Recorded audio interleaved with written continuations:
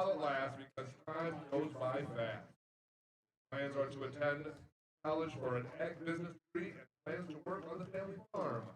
Senior Parker Hancock.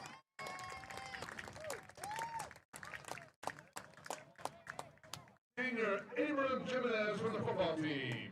Escorted by Gina and Eddie Jimenez. Abram's favorite memory, the opportunity to compete with my best friends for 4 years, whether it was a walkthrough, punishment practice, game day win, or loss, and having fun playing the best sport. Abram's advice, never give up on yourself and keep working hard to achieve your dreams, and they will come to you in time. Trust God's timing, for he will do what's right when the time is right. Jeremiah 29:11, for I know the plans I have for you, declares the Lord, plans for welfare and not for evil, to give you a future and hope. Abram's plans are to go into an apprenticeship or electrical program to become an electrician after graduation. Senior Abram Jimenez. Our next senior, Dylan Shockley from the football team. Escorted by Ryan and Emily Shockley and Lamar and Christy Ebby. Dylan's favorite memory, getting to see my friends every day. His advice, show up to everything. Dylan plans to attend Northwest State after graduation. Senior Dylan Shockley. Our next senior, Drayden White from the football team. Escorted by April and Tim McCarty. Drayden's favorite memory, coming back and beating Fairview his junior year. And Drayden's advice, failures don't define who you are. They shape who you become. Use them as a foundation to grow and learn. Drayden's plans after graduation is planning to go to the medical field, specifically leaning toward becoming a certified registered nurse and anesthetist. Senior Drayden White.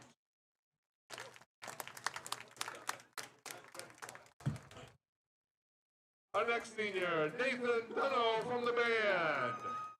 Escorted by Elaine and Jay Dunno. Nathan's favorite memory, can't choose a favorite because there are too many good memories. Nathan's advice, don't force yourself to dream big. Nathan plans to enter the workforce after graduation. Senior Nathan Dunno. Senior Nathan Ferguson from the band, escorted by Matt and Amy Ferguson. Nathan's favorite band or memory is the band trip to Florida. Nathan's advice, don't sweat the small stuff. Nathan plans to attend Trine University for Computer Science Information Technology upon graduation. Senior Nathan Ferguson.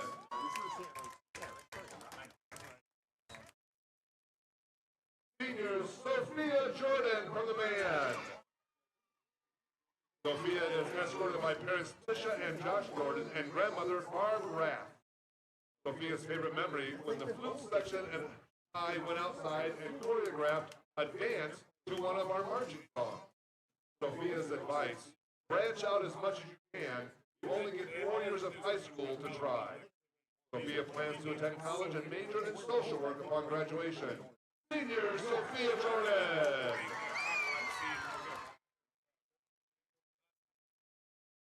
Our next senior, Lauren LeMay from the band. Escorted by mother Sarah Paquette. Lauren's favorite memory is going to Universal or spending time and having fun with her section. Lauren's advice is to get involved and do what you love.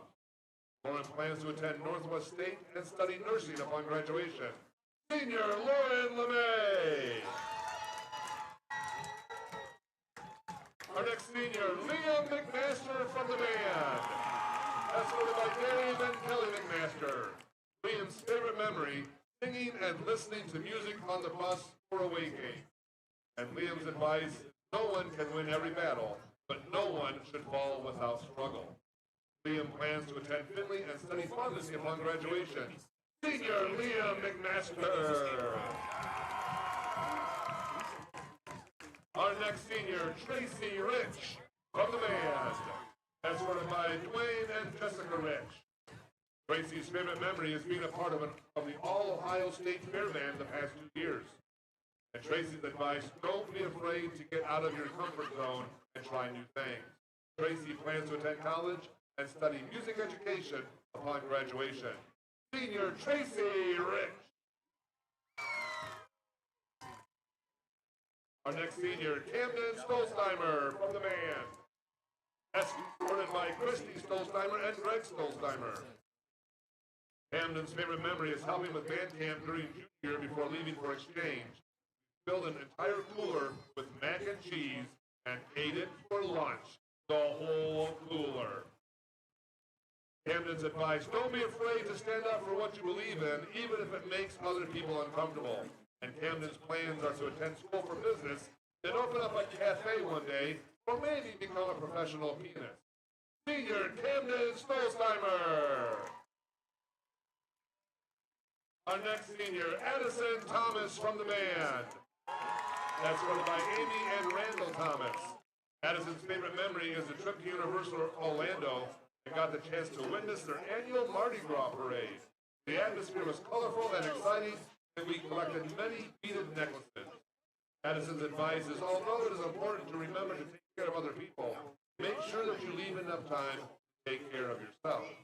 Addison plans to attend Bowling Green State University, major in inclusive early childhood education, and take part in Falcon Marching Band.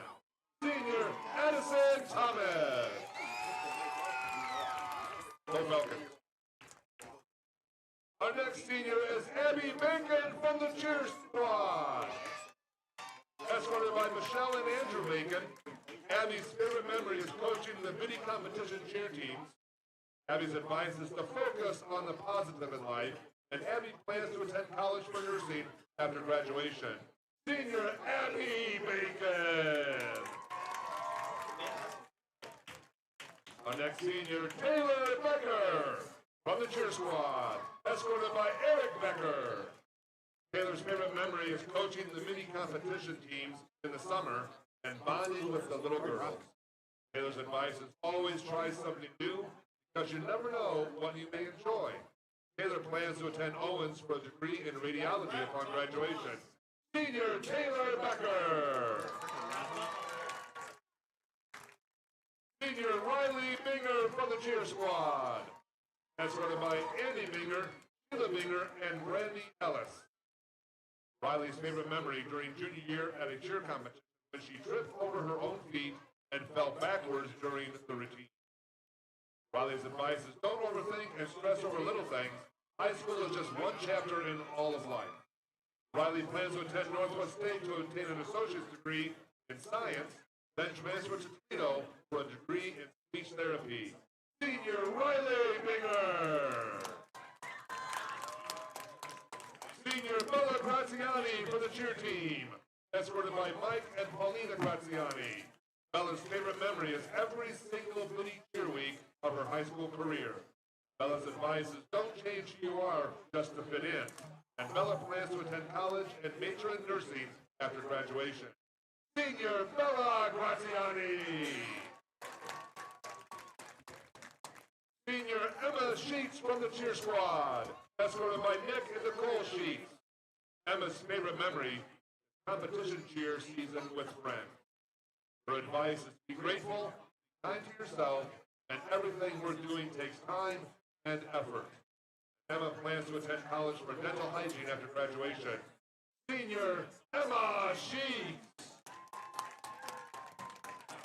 Our next senior, Destiny Smith from the cheer team, escorted by Mother Carmen Smith and Poppy O'Michael Smith and Grandma Beverly Smith. Favorite memory, making it to state for cheer. Destiny's advice is just be yourself and don't try too hard to fit in. Destiny plans to attend college and study law after graduation. Senior Destiny Smith. Senior Ellen Birchfield from the cross-country team, escorted by Mother Emily Rethmel and Sister Isabella. Alan's favorite memory is running 400s with the team every Thursday. Alan's advice is don't let others write your story. You have the pen. Alan plans to attend college and play baseball while continuing his education in the field of welding. Senior Alan Birchfield.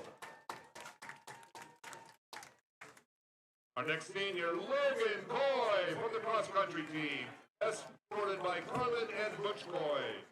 Logan's favorite memory is qualifying for state last season as a team. Logan's advice is don't worry about criticism from someone you wouldn't take advice from. Logan plans to continue his athletic career at Indiana Tech and major in mechanical engineering. Senior Logan Coy. Senior Robbie Fields from the cross-country team, escorted by Bob and Heather Fields. Robbie's favorite memory is going to state championship during junior year. Advice: life is too short to take for granted, so take advantage of any opportunities that come your way. Live every day like it's your last day on earth. Robbie plans to attend college to pursue automotive and a business degree. Senior Robbie Field. Our next senior, Brennan Jensen from the cross-country team, escorted by mother Angelica Deming, father Matthew Jensen, and stepfather James Deming. Brennan's favorite memory, all of the practices from football or cross-country that would lead to hangouts with friends and even more memories. Brennan's advice: make an effort to manage your time wisely. Focus on doing well in academics and sports, but make time to enjoy the high school experience with your peers along the way, and cherish those moments. Also, don't try to fit in. Life is always going to feel better when you are true to yourself. Brennan's plans after graduation are undecided. Senior Brennan Jensen. Senior Craig Huffman from the cross-country team, escorted by Brad and Nicole Huffman. Craig's favorite memory, that one 400 practice. That one 400 practice. Just that one. Craig's advice: when you don't know when to do something, that's the moment you have to do it. Don't think, just do it. Craig plans to attend Ohio State and study criminal justice after graduation. Senior Craig Huffman.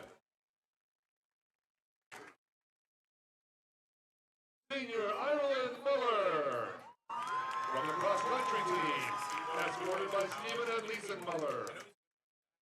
Ireland's favorite memory: gossiping with Erica on long runs. Ireland's advice is don't be afraid to try something new, and Ireland plans to attend college for nursing after graduation. Senior Ireland Muller.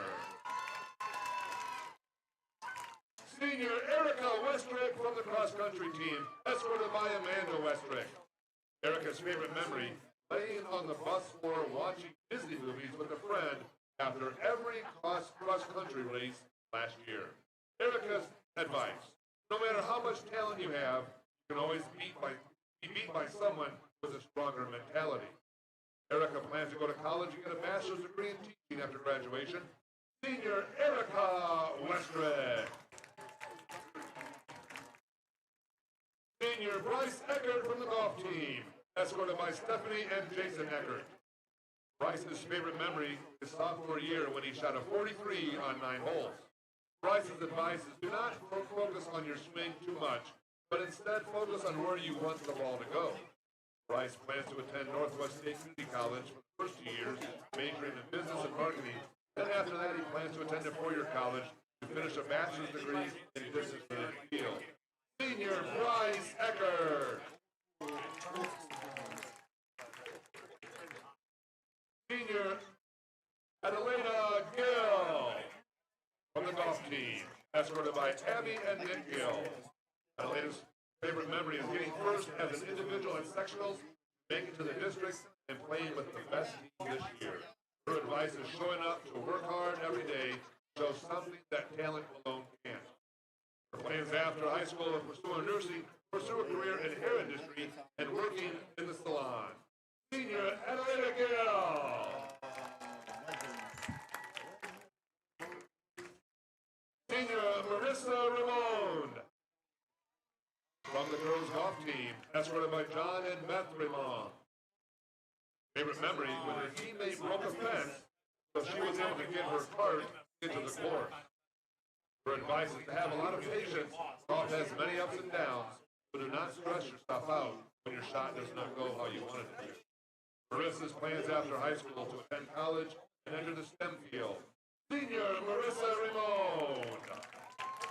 As we close the senior night celebration, we recognize and remember Nicholas Mason Haver, who we lost at the age of 16, born on October 2nd, 2007. Nick was a vibrant sophomore at Tinora High School, where his passion for life shone brightly through his love for football and dedication as a member of the FFA. He had a remarkable talent for working on vehicles, pouring his heart into his beloved truck. Nick's adventurous spirit was evident in his enjoyment of fishing, racing, and bike riding. Activities brought him joy and connection with friends and family. As we celebrate this evening, let us remember Nick not only for the time he spent with us, but also for the impact he made on our lives. He will forever hold a special place in our hearts, and his memory will continue to inspire us all. Nicholas Mason Haber. Let's give one more big round of applause for our Fall 2025 senior student athletes and band members. Go Rams!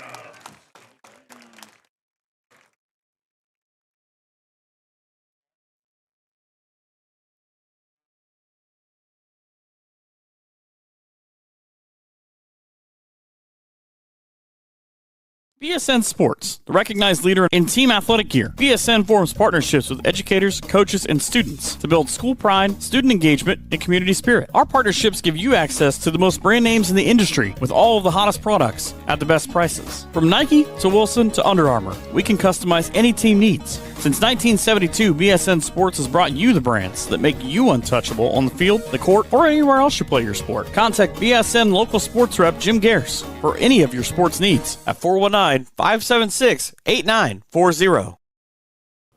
Looking for an auto body shop with highly skilled technicians and the most advanced equipment in the industry? Then Batt Stevens Body Shop is the right place for you. Batt Stevens will provide you with fine workmanship at a fair price. Our skilled professionals are committed to providing a quality and safe repair on every job like your life depends on it, because it truly does. Batt Stevens is an I-CAR Gold Class Collision Repair Shop, ASE Blue Seal of Excellence Business, and the area's #1 body shop voted on by Crescent News readers. Located in downtown Jewell, Ohio. Give us a call today at 419-497-3111 to schedule your free estimate today. Batt Stevens Body Shop says good luck to all Tinora Ram athletic teams, and go Rams. Northwest Ohio Sports is the place for sports rankings, news, scores, podcasts, and more for area athletics. Check them out at Northwest Ohio Sports on Twitter, Instagram, and Facebook. Stark Brothers Advertising in Defiance is here to help you grow your business. If you are a business, new or old, looking to improve your customer reach, Stark Brothers Advertising is here to help you and to get your name to stand out from the others. Contact Brian Stark at Stark Brothers Advertising for more information at 419-438-2063. Stark Brothers Advertising, a proud sponsor of the Tinora Rams. Clubhouse Pizza in A is your small-town alternative for happy food at a happy place. Featuring one of the area's best pizzas, Clubhouse Pizza in A will not disappoint. Wing Wednesdays, buffets on Thursday, happy hour on Friday. That's just a few of the things Clubhouse Pizza in A has for specials. Stop out after the game for amazing food, great drinks, and an awesome atmosphere. Hours of operation are Wednesday through Saturday, 11 a.m. to 2 p.m. and 4 p.m. to 9 p.m. Or order some takeout at 419-658-2720. Come by for a visit at 210 East Main Street in Nay, or check them out on Facebook at Clubhouse Pizza Nay. Rachel and Jason Gilliam and the great staff at Clubhouse Pizza Nay are proud supporters of the Rams. Your trusted pool and spa specialists in Northwest Ohio are Defiance Water Recreation. They are your all-in-one destination for pools, spas, and water care solutions in the region. With over 44 years of experience, they offer top-quality in-ground pool installations, expert maintenance services, and a full selection of pool and spa supplies to keep your water crystal clear all year long. They offer custom in-ground pools, above-ground pools, hot tubs, and spas, along with complimentary professional water testing to ensure a cleaner, healthier pool and spa. Located at 1495 Ralston Avenue in Defiance. Stop by and see Brent and Julie Signs and their excellent team. For more information, give them a call, 419-782-2618. Defiance Water Recreation says, let's go Rams! Are you tired of losing money on your 401k or other retirement accounts? Well, you're not alone. Do what many area residents have done and call Postoma Insurance and Investments. With safe money strategies offered to you by PI&I, you can still have the benefits of market earnings without the risk of taking market loss. Sound too good to be true? Give us a call, and with experienced agents at PI&I will work with you to understand how you can do just that.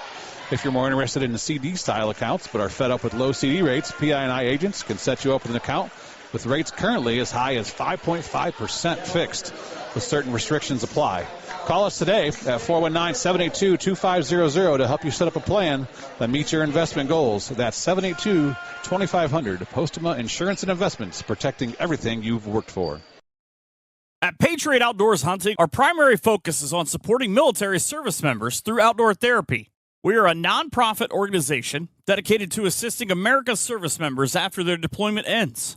One way we do this is by offering outdoor experiences as a form of therapy. If you are a veteran or know a veteran who would enjoy an outdoor adventure, please share their name and contact details with us. We also encourage all veterans to register with Patriot Outdoors. Every month, we select winners for Patriot Outdoors gear and notify veterans about upcoming events. Registering also gives you a chance to participate in our annual hunting trips, which include the hunts for deer, turkey, and wild boar.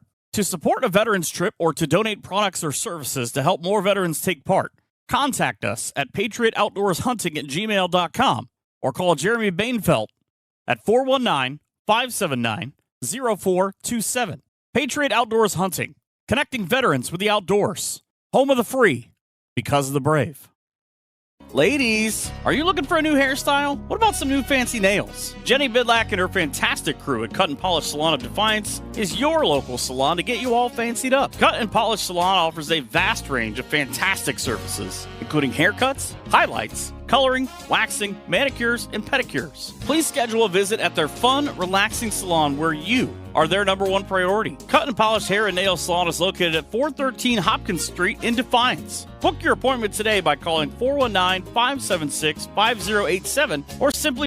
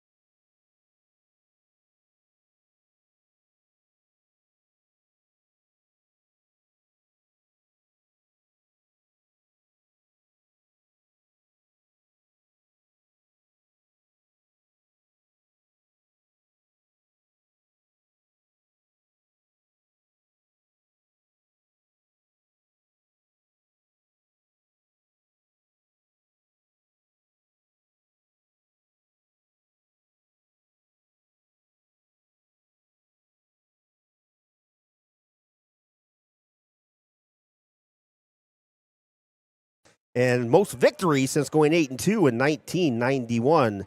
With 2 weeks left in the regular season, Paulding's 5th in Division 6 Region 22, while the Rams currently are 17th in Division 6 Region 22. The top 12 teams in each region qualify for the playoffs. Welcome to the Signs Excavating pregame show. Signs Excavating can assist with your general excavating services, demolition, and emergency repair work. From driveways to disc cleaning to site prep, Signs Excavating is here to assist. The Signs Excavating team is committed to doing the job right, on schedule, and within your budget. Based in rural Defiance, Signs Excavating serves all of Northwest Ohio, offering reliable and affordable excavating services for residential, commercial, and industrial properties. Signs Excavating offers full excavating and trucking services, which include stone hauling, trenching, demolition, land clearing, drainage work, and so much more. Signs Excavating is the official pregame sponsor of Tinora Rams Live. For all your excavating needs, get a hold of Josh, 419-769-2290. And for your heavy haul trucking needs, get a hold of Brad, 419-481-3738. Visit them on Facebook or signsexcavating.com. Looking at the GMC standings, Paulding's at the top at 5-0. Fairview and Tinora are both 4-1. Edgerton, Antwerp, and Wayne Trace are 2-3. Ayersville is 1-4. Hicksville is 0-5. Games in the area tonight in the conference. Ayersville and Wayne Trace. I have copied the wrong schedule. I copied last week's schedule, which I apologize for. But we'll get to that towards the end. Coming up, we'll have playing our national anthem, but we'll stop when that time permits. But Rams are averaging 26 points a game on offense, 302 total yards of offense, 212 yards passing, and the Rams averaged 91 yards rushing. Junior quarterback Owen Farrell leads the Rams here. He is 141 of 243, 1,686 yards. He's got 16 touchdowns and 10 interceptions. Owen has broken 4 passing records this season. Most completions, attempts, yards passing, touchdowns. And we're going to pause for the playing of our national anthem.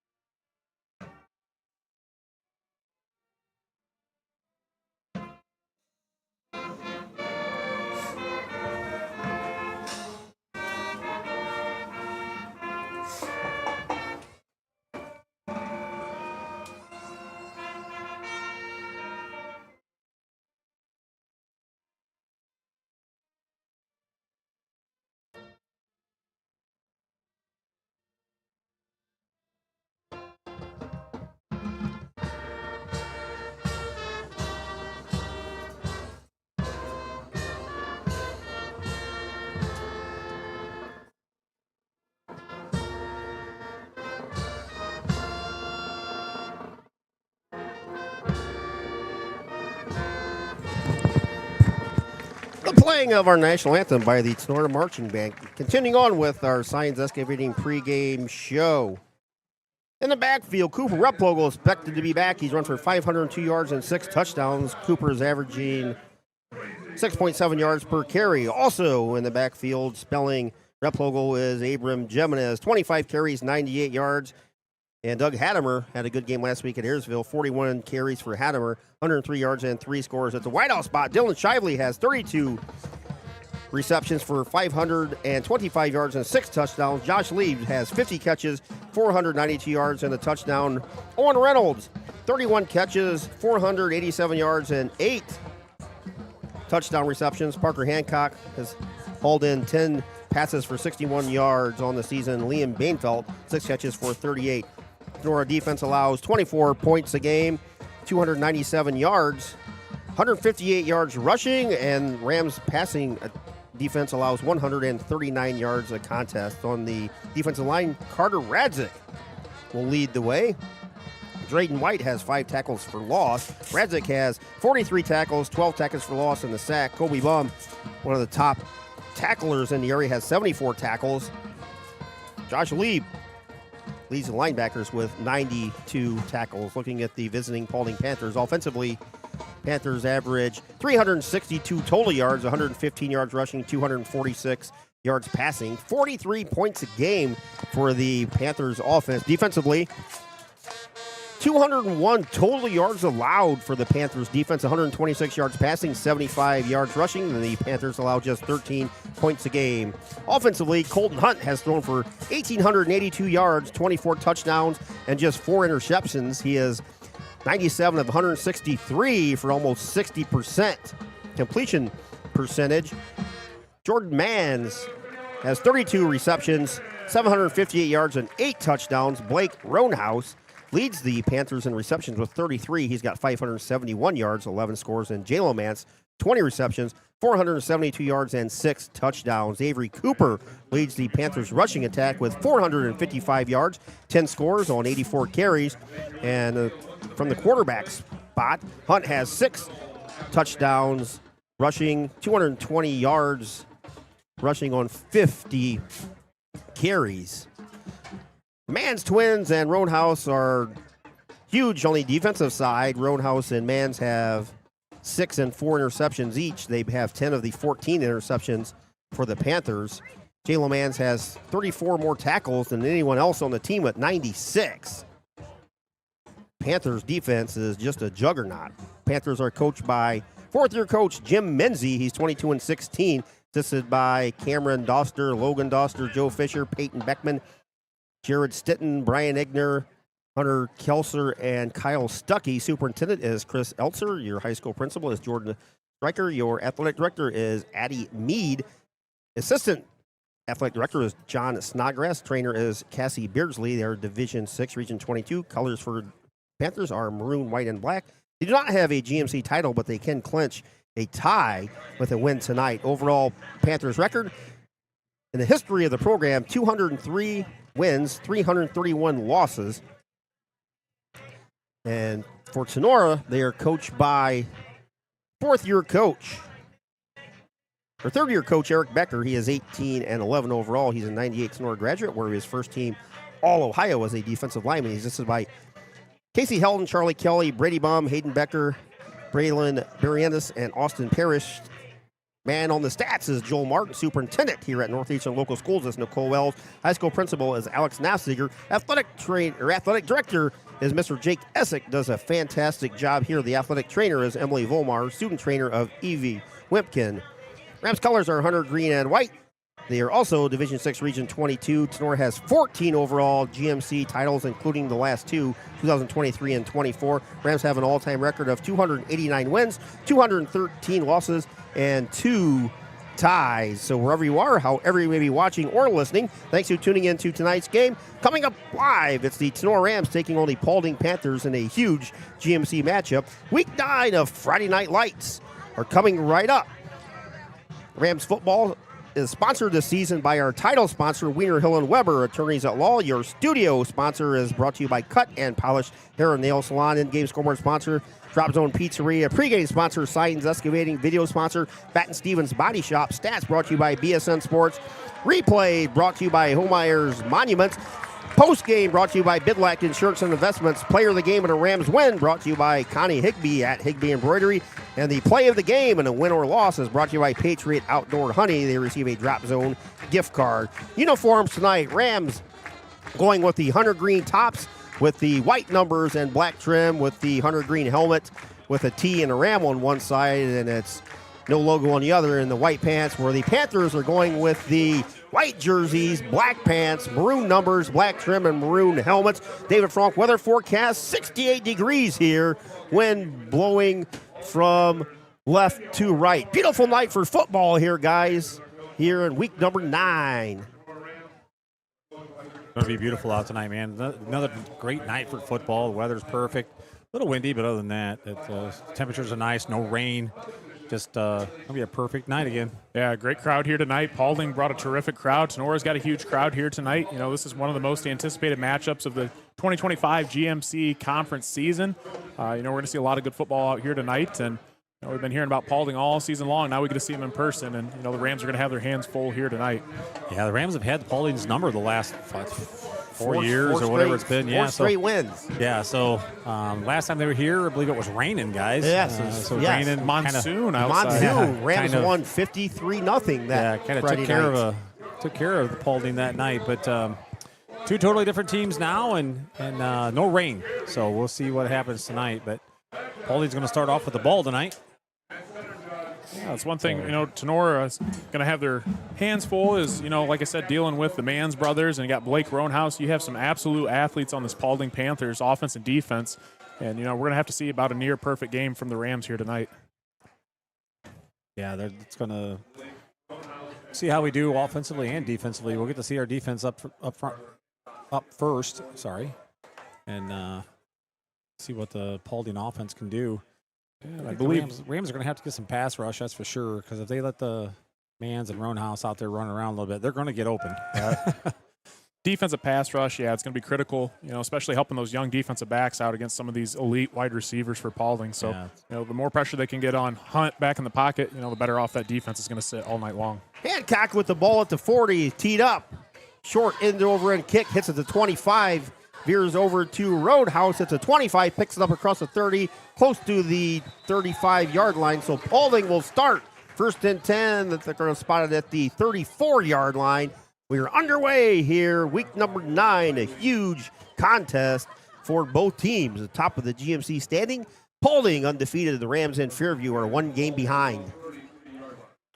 Yeah, Fairview's watching this game as well. If the Rams can pull off a win, that puts Fairview back in a tie for the conference title. You talk about, all that's at stake for Tinora here tonight. You're talking if they win, that's a possible share of the GMC title as well as making the playoffs. And, if they don't win, they're not guaranteed either one of those. So a lot on the line here tonight. Hunt in the shotgun has 3 receivers near side, 1 far side. Flare around the backfield to Emmett Barnes. Barnes with the catch across the 35 to the 40. So Emmett Barnes with the catch for the Panthers. Got about 8 on the play. It's going to be second and short for the Panthers offense. That's one thing, with the Panthers offense. Look at all the skilled players. Emmett Barnes, 6'2". Jalen Mann, 6'3". Jordan Mann, 6'2". Roanhouse, 6'2". A lot of height there on the perimeter for those wide receivers. Second down and 3, we'll call it here. Ball's on the near side hash for the Panthers. Hunt in the shotgun. One back behind him. Hunt, the lefty, under pressure, throws it out there. Has a man. Nice catch at the Tinora 40-yard line. Little pass was a little bit behind him, but Jalen Mans with a nice recovery to snare that pass from Colt Hunt. Nothing fancy there, just a nice back shoulder throw there by Colt Hunt to Jalen Mans. And again, we talk about those wide receivers and Colt Hunt at quarterback. They've got that nice connection. I hid the roster from Coach Fairchild for Paulding, so I had to make him search like Easter egg hunt. I gave him 2 Tinora. 3 receivers, near side, 1 far side. First and 10 from the Tinora 40. Hunt under pressure. He's going to tuck it and run. 35 down to the Tinora 32-yard line. Gain of 7 or 8 for Hunt. Hunt saw an opening and just tucked it and run like Steve Young would do back in the day. Yeah, that's a throwback name there. Yeah. Paulding marching right down the field here, Keith. That's something Tinora will have to contain a little bit as well, too. Hunt's not necessarily a dual threat quarterback, but he does show glimpses where he can run and get to the outside and pick up some first downs and yardage if needed. Doesn't quite run it as much as William Zedike for Fairview, but he's not too far behind. Second and 2, Hunt flings it out in the flat, caught by Emmett Barnes again. Barnes down to the Tinora 26-yard line. That's going to be another Panther first down. And there's a name we didn't think we'd call a lot tonight. Emmett Barnes. Yeah, they're Rams are only rushing 3, and they're getting 0 pass rush.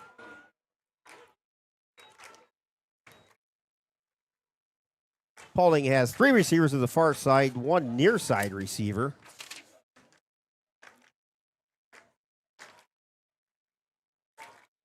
Ball's on the near side hash. We have a flag. We're going to have a penalty on the Paulding Panthers, I believe. It was a false start. Coming into the contest,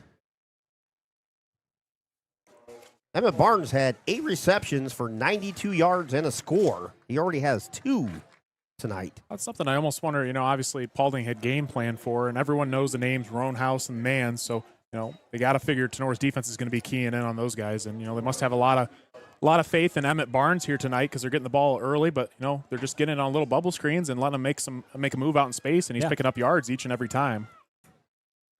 First quarter, 9:47 to go. Paulding has marched down to inside the 30, but after the penalty, it's at the 33. Ball's dropped in the backfield, Nice play. and Hunt scoops it up. I think the lineman that touched it was down, but Hunt scooped it up and threw a pass out that was deflected, but the lineman was down when he touched it, so it should be spotted back at close to the 40. Yeah, I believe the official blew the whistle. That's a good job by him to That's a nice notice that. call. Inadvertent whistle, they're going to replay the down. Oh, really? I think it's what I read his lips. I'll tell you what, that's one thing I wish that we had back were those official microphones. Yes. Oh, man. We had them. They just came up missing. So we're going to replay the down. It's going to be first and 15 for the Panthers from the Rams. Yeah, I don't think it was an inadvertent whistle. I think it was the 33. appropriate whistle, but Yeah, I think they got the call right. Handoff up the middle. Avery Cooper straight ahead gets to the Tinora 30. Actually lost a half a yard, maybe a yard. Good job by the Rams defense there. Yeah, it's one thing we've seen all year long. Tenora's rush defense has been fairly solid with some of those guys up front. And, Carter Radzik and Dryden White and Brock Bailey all in there and clogging up the holes. And, Brady Bum's done a nice job all year long filling in the gaps as well, too. so they gave him 2 yards on that. 2 yards. Nice job by the defensive front for the Rams. So it's going to be second down and 13. No score on your Drop Zone Pizzeria scoreboard. 8:37 and winding here. Balls on the near side hash for the Panthers. Hunt takes a snap, looks. The lefty fires. Has a man out there. Ball's overthrown. Nice coverage out there.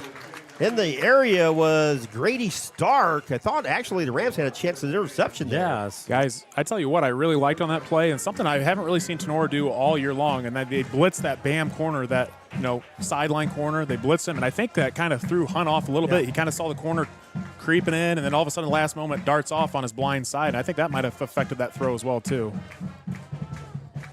That's going to be 3rd down and 13 for the Panthers from the Tinora 31-yard line. Thanks for joining us here on Tinora Rams Live. Keith Brown, Coach Fairchild, Dr. AJ, Dr. Logan, and Jason DeWise here on this beautiful Friday night. Hunt with the snap, all kind of times to throw. Throws it over the middle, has a man out there, and throws it way over the head Bring up of 4th Blake down. Roanhouse. It will be 4th and 13. The Rams defense has one more down to stop. You assume Panthers are going to go for it here. Yeah, I would assume it was 4th and No 13, reason to though. punt it from your 30-yard line. I don't believe they don't have a field goal kicker as well either. I think Hunt takes care of Yeah, I think Colt extra Hunt point keeps the extra duties. point, yes. Yeah, I don't think they're going to be kicking a no 50-yarder. Speaking of Not with the 50-yarders, Parker Hancock was practicing before the game, guys, and he had a 43-yarder with about 3 or 4 yards to spare. Wow. With a little bit of wind behind him, he was kicking towards the scoreboard, so. Paulding breaks the huddle. 4 receivers, 2 near side, 2 far side, 1 back behind Hunt as Cooper They're gonna call whistles. false start on that near wide receiver. I couldn't see who it was. I think it was Mans. Or do they call it, get a timeout instead? Oh, they gave him a timeout. Ooh, they got lucky. So they got Yeah, a they did. timeout before that. That near side receiver's rocking. He got an early start, and that would have been a huge call there to push him back another 5 yards. Yeah, Mans was taking off. He was going across the middle of the field. So a nice drive by the Panthers so far here in the first quarter. But it comes down to this 4th down and 13. Senior night here tonight, where the Rams honored the fall seniors. Good to see the student athletes and their families out here. I had someone bring up cookies tonight, too. Oh, yes. Kathy Lieb, thank you so much. She sent some cookies and a little card up. Cookies for Tinora Rams Live and to celebrate Josh Lieb's birthday on Sunday. Yeah, happy birthday, That's awesome, Josh. yeah. So Happy thank birthday you, to Josh, Kathy. and- Kathy's always tuning in and leaving us little comments on our Facebook page. So thank you, Kathy Lieb. I think Coach has ate about 7 of them so far, but I'll have to try one here in a minute, give it the good old taste test, see what it is. Jason's eyeballing them. Yeah. Doesn't wait for Jason to crack into those things. They look good, but thank you, Kathy. They're addictive, Jason, to be careful. 4th and 13. Ball's on the near side hash. Hunt back to pass. Looks, throws deep. Has a man out there. Knocked Nice away. coverage. Good defense out there Grady by the Stark. Rams. Grady Stark, the freshman, swatted it away. Nice play out Or there. sophomore Grady Stark swatted it away. Absolutely huge play. A nice coverage there by Grady Stark. And that ball was up in the air a long time. And what does he do? He gets up and gets it at the highest point, gets in front of Mans. Great Nice play. job. Perfect job. defense by Grady Stark right Yep. there. That's how you play it. Did not interfere with the receiver Yeah. and went up with his back to the ball, hand up there, and Yeah. that's perfect form by Nice. Grady Stark. A lot of times you don't even see the defensive backs get their head around, but he knew Yeah. right where the ball was, made a play on it. His father, Brian, probably taught him that, or his grandfather, Sweet Lou Stark. Rams' first offense possession here, take over from their own 30-yard line. Out of the backfield, caught by Lieb, hit immediately, maybe got a yard on the play as he's thrown out of bounds in the Rams' sideline over there. Dana will call one. It's going to be 2nd and 9. We know, me and Coach has known the Starks ever since we were kids. Yeah. We were playing Little League baseball. Yeah, 'cause, Lou was our Little League coach back in Yeah. the 80s. Route 66. Yeah, Route 66. Tiffin Turtles, Route 66. And that catch by Lieb actually breaks the record by Nick Sheets. It was held from 96, so congratulations to Josh Lieb. Hand off to Cooper Replogo, straight up the middle. Cooper busts across the 30. Looked like he had some daylight, but got him by the foot at about the 33-yard line. Good to see Cooper Replogo back. That's going to be a huge upgrade to the Rams' offense. I'll tell you what, though, one thing over the last few years we've noticed with Paulding, ever since Coach Menzies taken over, is the physicality on that defense for Paulding. And, I remember back to when Bryce was playing against Paulding, he even commented, how hard the Panthers hit each and every time. Yeah. And that's exactly what you saw there. 3, 4, 5 defenders going there, and they're lighting up Raposo. Swarm of Panthers. Yeah, they're flying to the football. So 3rd and 8 from their own 32-yard line.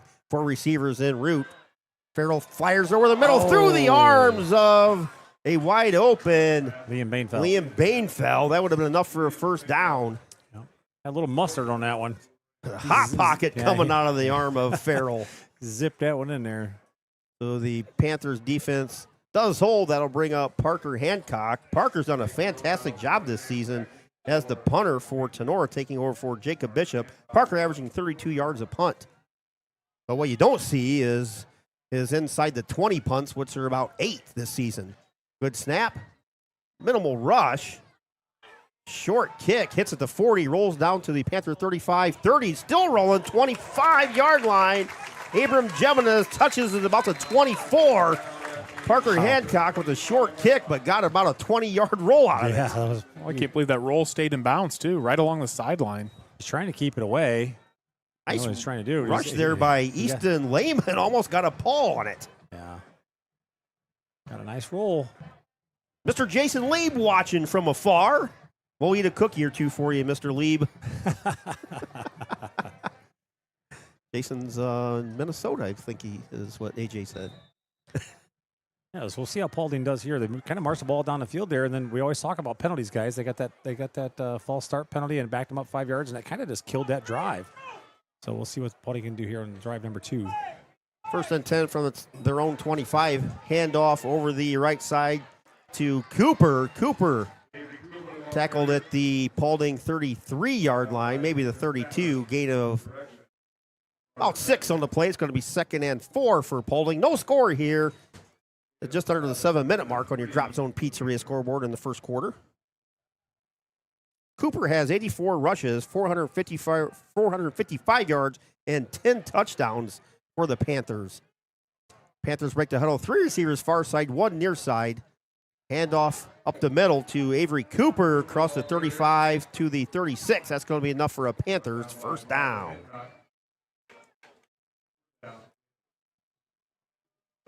Going to have Jason working overtime tonight. He's going to put his fingers to use. AJ lost his little port for the scoreboard. So I sent Jason a message before the game. I said, hey, going to be working overtime tonight, sir. 1st and 10 Panthers from their own 35. Handoff to Cooper over the right side. Still on his feet. Across the 40, close to the Tinora 44-yard line. Gain of about 8 on the play for the Panthers rushing attack. Well, he's quick, and he's got some power. He doesn't breaking tackles in there. Another great run by Cooper, and he runs behind his shoulder pads. And as soon as he hits that hole and he sees contact coming, what does he do? He lowers that shoulder, and he delivers a blow. Another nice run by Avery. Cooper averages 5.4 yards per carry. Ball's on the far side hash on this 2nd down. Swing pass out the backfield, caught by Roanhouse for a first down. Minimal gain of about 4, but enough for a Panthers first down. Slipped and fell there. Roanhouse kind of goes unlooked, as Logan pointed out many times this year, but he leads the Panthers in catches. He's got 33, 571 yards, and 11 touchdowns. Wow. And a bigger impact on defense was 6 interceptions. Tight formation here for the Panthers on this first down. Hunt keeps it over the right side, across the 50 into Tinora territory, across the 45 down to about the 43, close to a first down. Yeah, it just looked like a little read option there. That defensive end for Tinora crashed hard, and what does Hunt do? He pulls the ball and picks up a huge gain of 9. Nice read by Hunt there. It'll be 2nd and 1. Paulding's kind of thrown out the whole playbook here. I don't think They they've really run the are. same play twice yet. Yeah, we've seen him stretch the field a little bit, a couple bubbles, a couple options. Cooper behind Hunt on this 2nd and short. Cooper takes the handoff, burst across the 40 down to the Tinora 35. Pile still going, and that is a Panther first down. And I tell you what, though, man, once Cooper hits the hole, it's just a whole bulldozer every single time. Now the Rams are going to try to tackle him up high. That's not going to work. They're going to No. take out the wheels. Take the wheels away. Another first down for the Panthers. Second time they've driven inside the Rams 40 here. First and 10 from the Tinora 37-yard line. Ball's on the far side hash. Two backs in the backfield now. Pitch comes out here to Mans. Or that's Roadhouse, actually. 30, 25, tripped up down to the 20. So Blake Roadhouse with a carry out of the backfield. Took a pitch over the left side. Picked up about 15. Tony, you talk about Paulding bringing everything to the table. There they line up under center, and what do? They put Roanhouse back at running back and give him a toss. A lot of room to run, but man. Yeah, they've already figured out the Rams defense. The Rams are only rushing 3, so okay, we're just going to run the ball against you then. You guys want to put that many defensive backs out there, we're just going to run the ball. Looking at the Paulding stats, guys, that's his first carry of the year. Hunt under center. Roanhouse again. Hands it off to Roanhouse straight ahead. Down to the close to the Tinora 15. They may spot it at the 16. Gain of about 4. Guys, I bet $1 million that they will set up something later on with Roanhouse being in the backfield like that. Yeah, I'm triple checking here, guys. He is not listed under the rushing stats. Yeah, it's like I said, they've already figured it out. So now the Rams dropping another. They bring in their 4th lineman now. Down to 3:50 to go here, scoreless, but again, Paulding is pounding on the door. 2nd and 6 from the Tinora 16-yard line. Ball's on the near side hash. Hunt takes the snap. Fake handoff. Looks.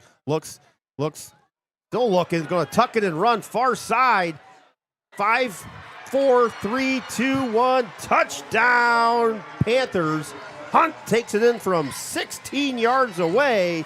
And Paulding takes a 6-0 lead at the 3:28 mark in the first quarter. Yeah, just a play action there, and Hunt rolls out to his right. The whole defensive line and whole Ram defense shifts over, and that right side of the field is wide open. And just no one takes a pursuit angle to him. Yeah, nobody there. Kobe Blum was the best opportunity there. He dove, couldn't bring him down. So, yeah, they kind of ran everybody off to the left, and there was nobody over there on the right. There's literally nobody over there. Everybody other than Kobe was on the near side of the field. Panthers are going to go for 2. They send 3 receivers near side, 1 far side. Cooper in the backfield. Hunt straight back to pass. Fakes it, and he's brought down. 2-point conversion is unsuccessful.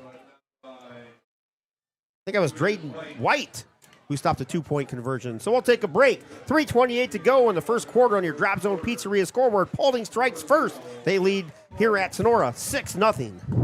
BSN Sports, the recognized leader in team athletic gear. BSN forms partnerships with educators, coaches, and students to build school pride, student engagement, and community spirit. Our partnerships give you access to the most brand names in the industry with all of the hottest products at the best prices. From Nike to Wilson to Under Armour, we can customize any team needs. Since 1972, BSN Sports has brought you the brands that make you untouchable on the field, the court, or anywhere else you play your sport. Contact BSN local sports rep Jim Garris for any of your sports needs at 419-576-8940.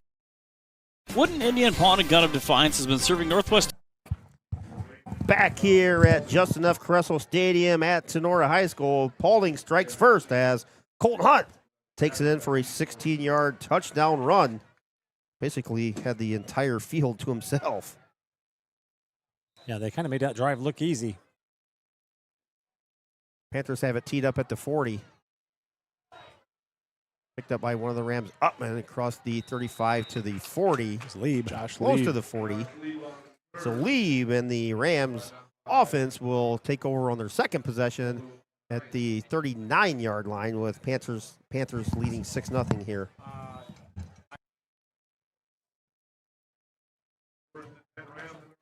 See if the Rams can get something going here. They didn't get a first down on our first drive, did we? No, they did not. Let's see if we can get a first down, get something moving. Rams break the huddle. They got 2 receivers far side, Shively near side receiver, and 2 backs in the backfield as Bainfeld comes near side. Farrell in the shotgun. Owen takes a snap, hands it off to Replogle. Replogle over the left side. 45, 50, pushed out of bounds at the Panthers' 46-yard line.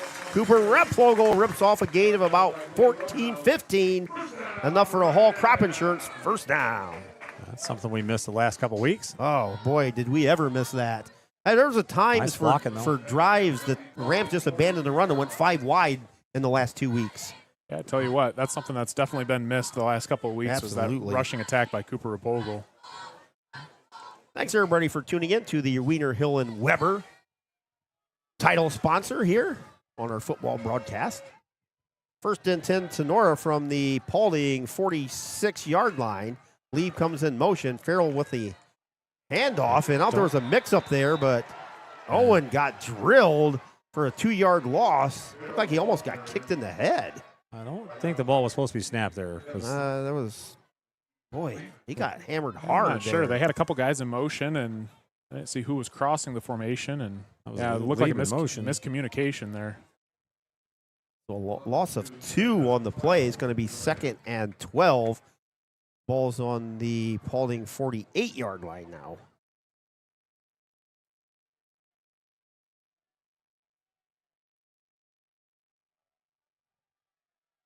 Rams have 3 receivers, 2 near side, 1 far side.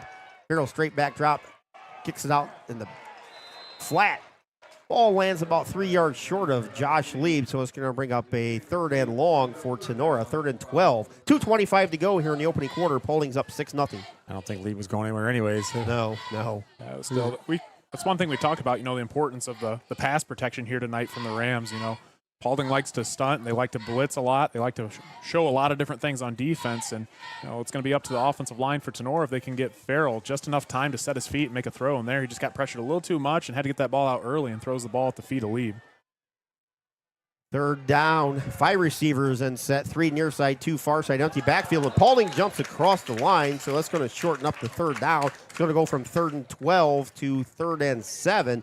Paulding has 19 plays for 116 yards so far in the first quarter. Rams have run 6 plays for 15 yards.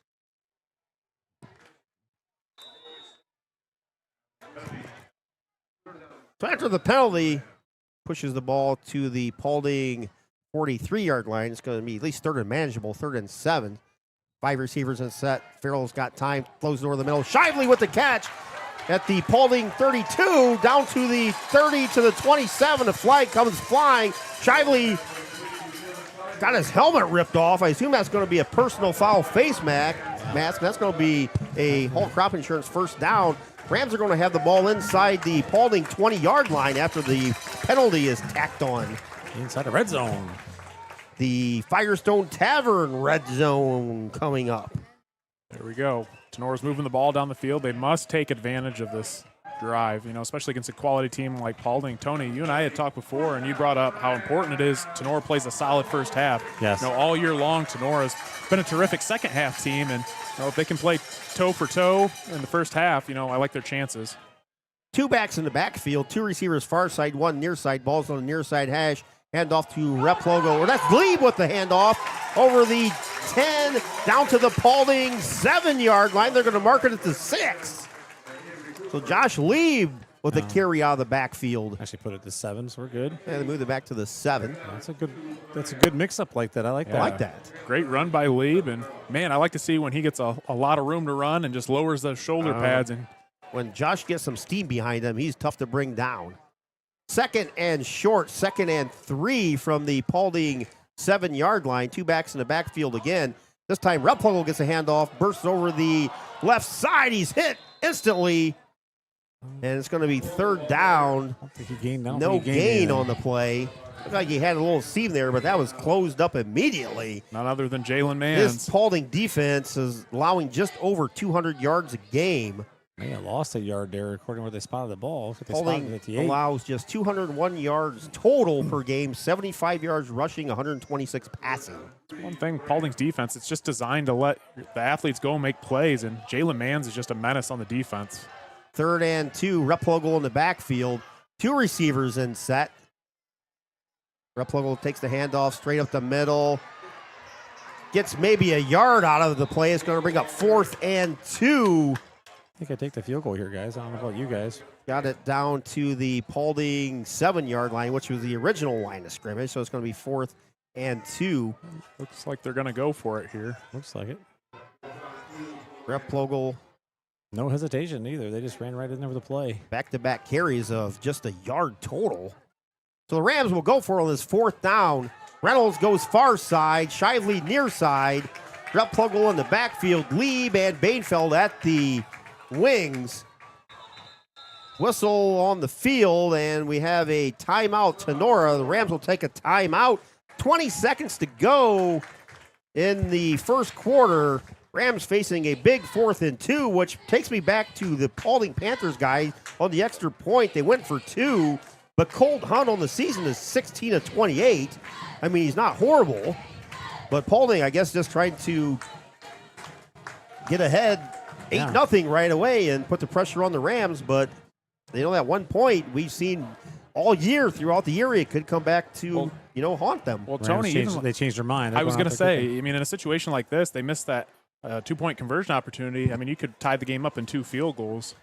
Which Parker Hancock is definitely capable, as we said. Saw Parker making it from 40-45 during pregame. This will be a 24-yarder. Owen Farrell on the hold. Ball will be planted at the 14. Hancock on the kick. Kick is up, high enough, long enough, and it's good. Parker Hancock gets the Rams on the board with 13 seconds to go in the first quarter. We'll take a timeout and be back right after this. Paulding 6, Tinora 3 on your Drop Zone Pizzeria scoreboard. Buckeye Aerial.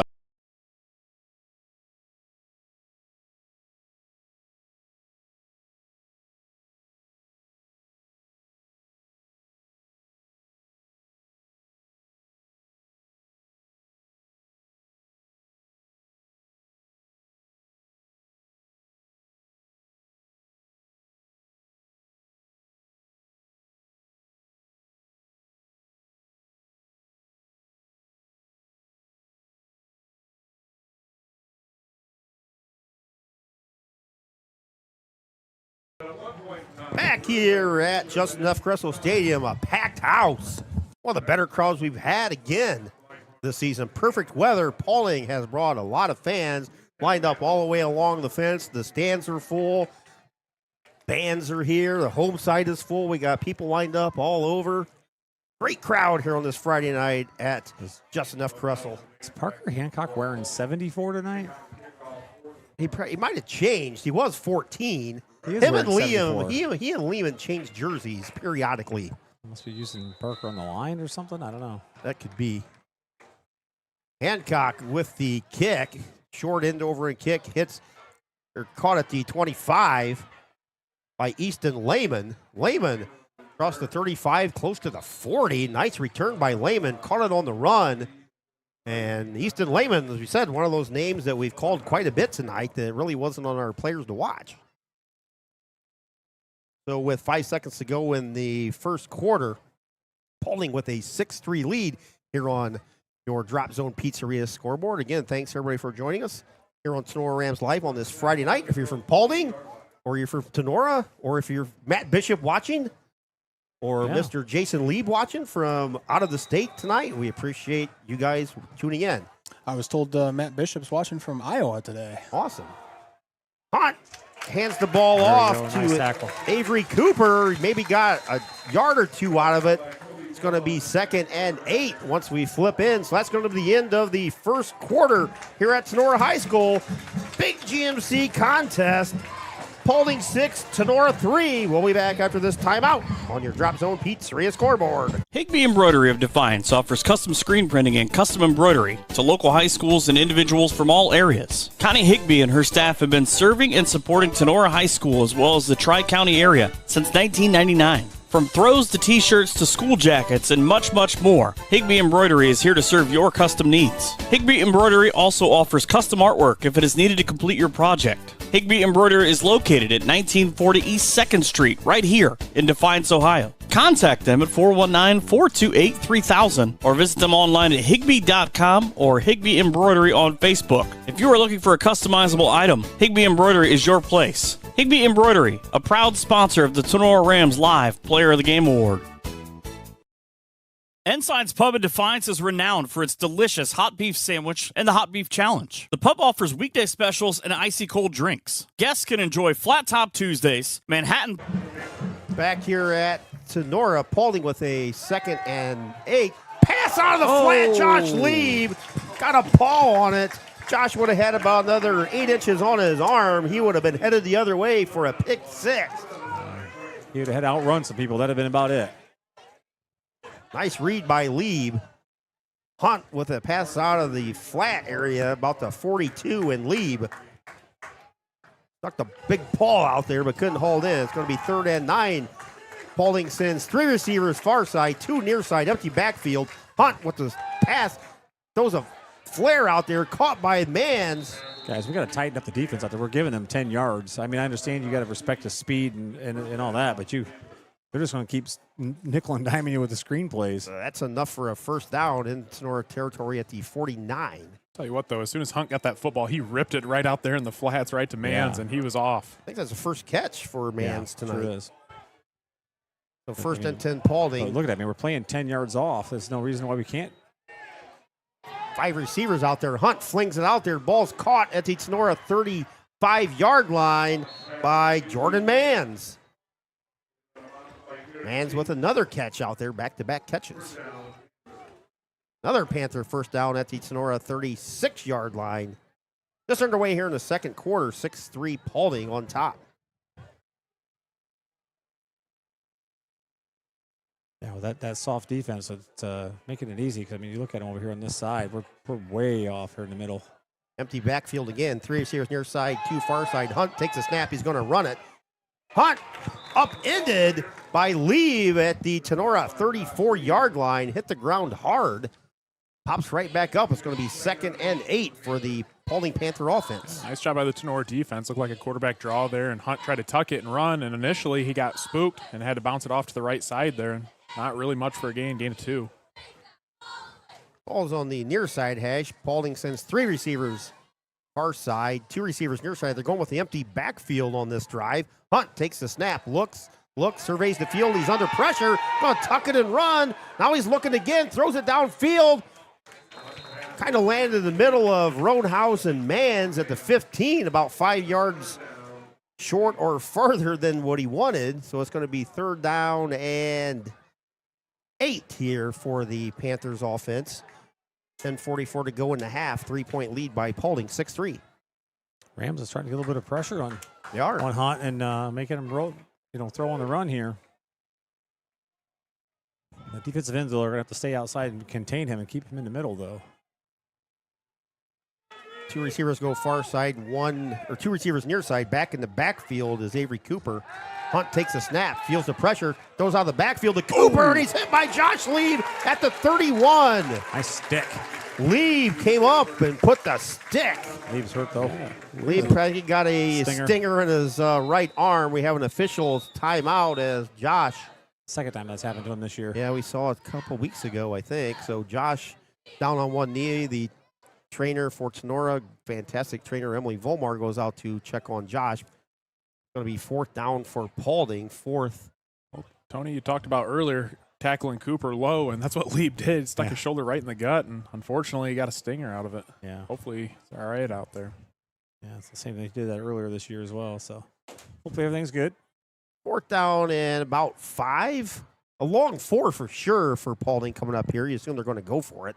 Yeah, they'll go for it, and Lee being out is going to kind of hurt the Rams here. Yeah, he's got to set out at least this play, but by the looks of it, he's going to set out a couple plays. Josh is a little bit of pain down there, and he's got to be a warrior to keep him out of the game. Yeah, Farmer he'd have to amputate that arm for him not to come back in. He's shaking it. He's standing on the sideline. He's ready to go. He's like, I'll set out a play, but I'm hopping back in there. Yeah. Hopefully he doesn't have to come back in on defense. He can come back in on offense. 4th down and 4 from the Tinora 30-yard line. 10:28 to go in the half. 6-3 Paulding on top. Gut check time for the Tinora defense. These are your do-or-die moments that can make or break a game. Huge 4th down. Avery Cooper in the backfield. 3 receivers far side, 1 near side. Hunt takes a snap, looks, throws it out there. Slant pattern caught by Jordan Mans at the Tinora 25. Falls forward to the 24, and that's going to be a Panther first down. Panthers utilizing this little short passing attack here on this drive. Yeah, little slant patterns of about 4 yards. He'd come in and put his shoulder at him. We came in and grabbed a hold of him, and all we did was spun him around and spun him in for the first down, actually. If he'd have put his shoulder in him, we might have stuffed him enough to keep him short. Ball spotted at the 24-yard line. 1st and 10, Paulding. Handoff to Avery Cooper over the right side. He goes flying head over heels. Gain of about 2. And we said Josh wasn't setting out more than one play. He goes right back in there and hits Cooper again. Right back in there. He's like, you may have got the best of me on the last play, but I'm going to one-up you here. Nobody tougher on the Rams defensive side of the field than Josh Lieb. That's fair. He's got a birthday coming up on Sunday, so he's going to start laying the wood to people. 2nd and 9. Hunt, little flare out of the backfield, caught by Jordan Mans again. Takes it down Close to the Tinora 15. It's going to be close. It's just shy, I think. Going to be 3rd and less than 1. Plus, I hear Josh cleans a nice car. Really? Got a nice little side job there. Interior, exterior, if you want to. Detail work. Yes, he does. Does a really good job. 3rd and 1 for Paulding. Definitely 2-down territory. Avery Cooper in the backfield. Hunt takes a snap, gives the. Actually, Hunt keeps it. Goes over to the left side. Has enough for the 1st down inside the Tinora 10 to the 8-yard line. 1st and goal, Paulding. Under 9 to go. Panthers knocking on the door, leading 6-3 here at Tinora High School. Ball spotted officially at the 9. 1st and goal, Panthers. Just under 9 to go here in the half. Panthers with a win tonight clinches at least a tie of the GMC conference for the first time ever. 2 backs in the backfield. Hunt under center. Handoff goes to Roanhouse again. Roanhouse, this time the Rams defense was ready. I think he was hit about a yard past the line of scrimmage. We'll give him a gain of 1 yard on the play. It's going to be 2nd and goal from the Tinora 8 for Paulding. Never really paid attention to any scores around the area. Just saw Defiance and Bath are tied up 6-6. Thomas Grove and LCC 13-13. Back here, 6-3, Paulding on top of Tinora, but they're pounding on the door. They have a 2nd and goal from the Tinora 7-yard line. 2 backs in the backfield. Hunt takes a snap, looks, still looking. Now he's going to run. Now he's going to look again under pressure, just heaves it towards the end zone and throws it out of bounds. Intended receiver out there was Jalen Mans.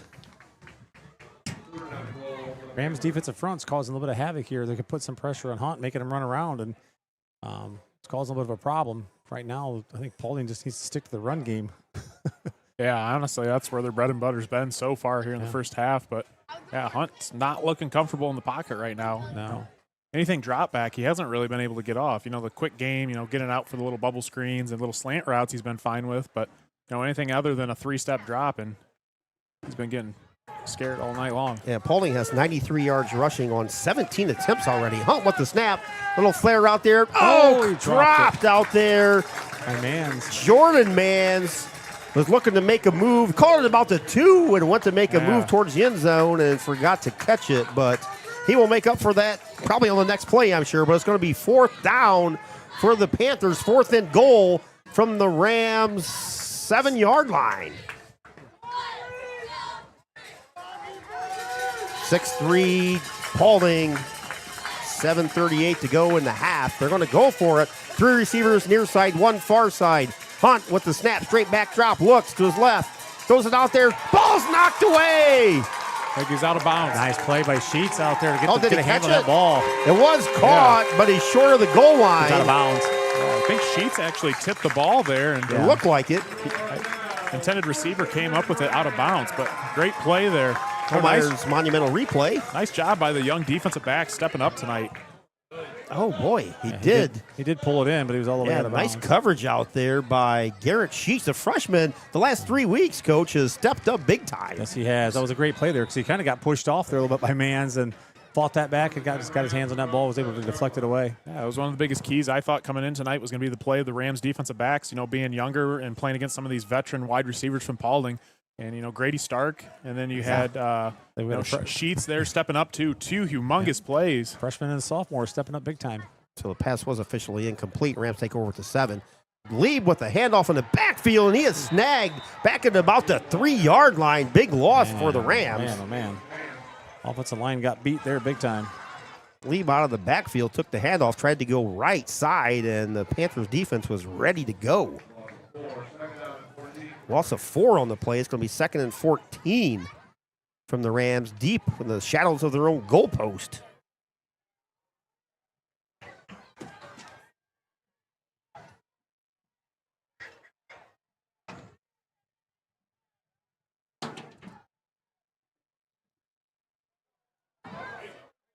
Hand off to Cooper Replogle across the 10, close to the 15, tackled about the 14. Nice gain by Cooper. Get back in the swing of things for the first time in a couple weeks. That's a 9-yard line, by the way. Oh, 9-yard line. Okay. Well, yeah. 9-yard line. It's going to be 3rd and... Actually, they have it spotted at the 8, I guess. 3rd and 8 for the Rams. 6.5 to go here. 6-3 Paulding with the lead in the second quarter. Rams have 3 receivers near side, 1 far side, 1 back in the backfield. Farrell flings it out there. Receiver wide open. Dylan Shively at the 20. Steps out of bounds for a Hall Crop Insurance first down. Rams needed that bad.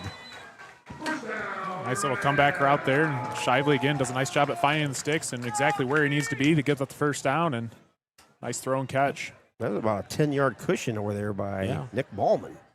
That's what the Rams have done nice all year long is when they need a big first down, the receivers find where those sticks are, get about a yard past it, and make sure that they pick it up. And the Rams' offensive weapons can play with anybody in the conference.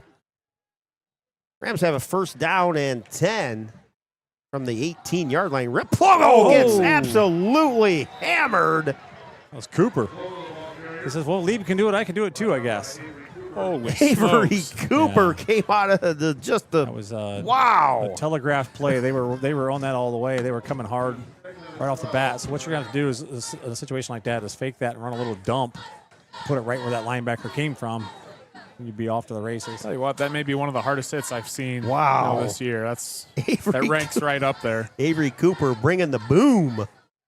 Loss of 2, 2nd and 10 for the Rams offense from their own 16-yard line.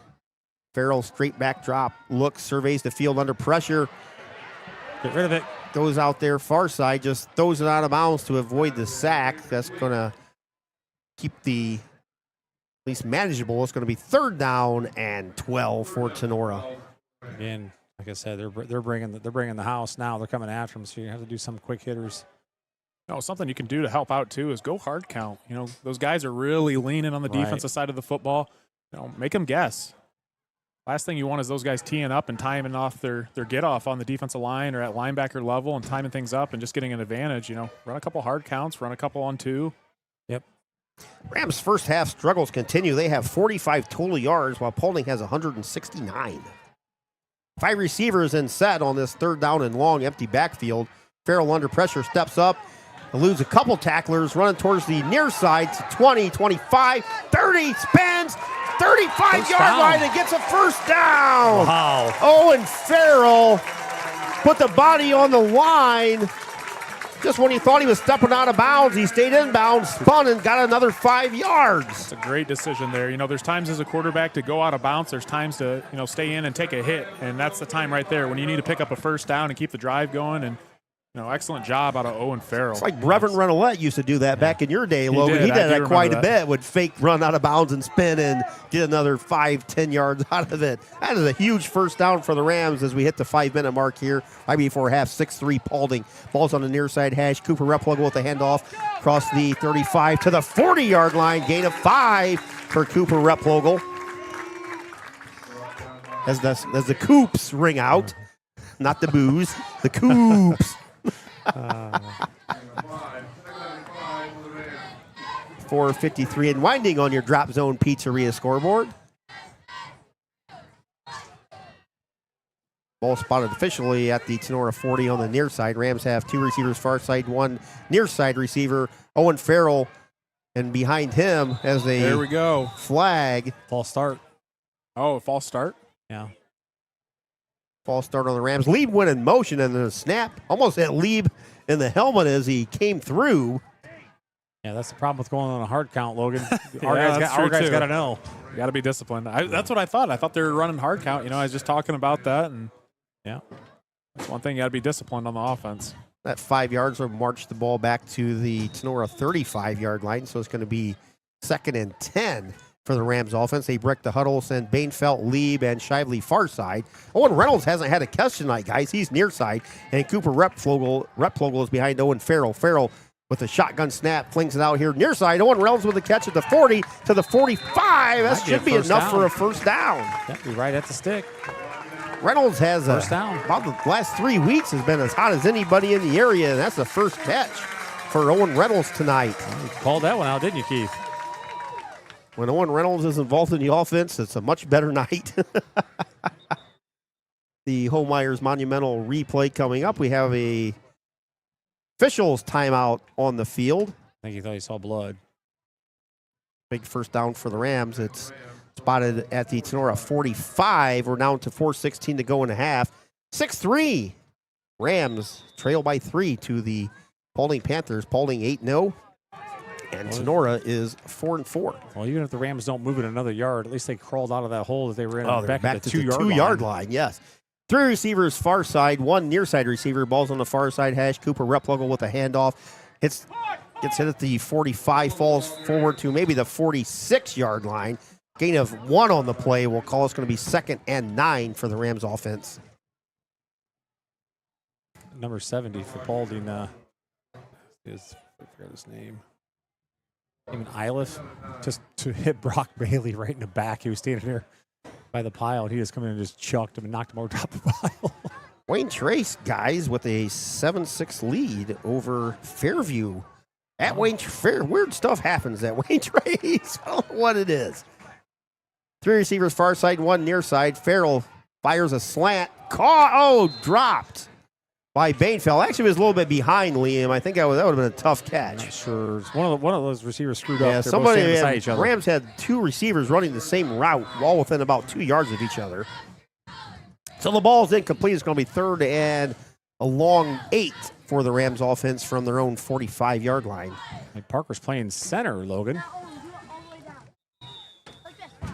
Well, that's why he's got on 74. Yeah, Parker come in to play center. Wow. First time all year for Parker. Very versatile, Parker Hancock. 3 receivers far side, 1 near side. Replogle behind Farrell. Farrell takes a snap, looks far side, comes back near side. Oh. Reynolds slipped at the 47. Had he caught it, he still would have been way short of a first down. But the good thing is the ball got deflected out of the area of the Paulding defense because they were lurking right in that area like ants on sugar. And now Parker's going to be punting here.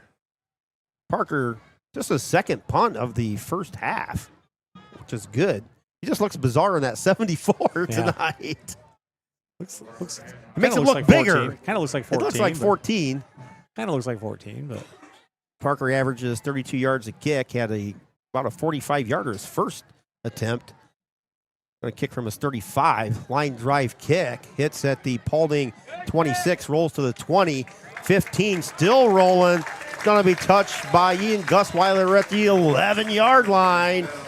Panthers have 3:15 to go in the half, and they lead 6-3 here. I tell you what, he does a heck of a job kicking that ball and getting the roll.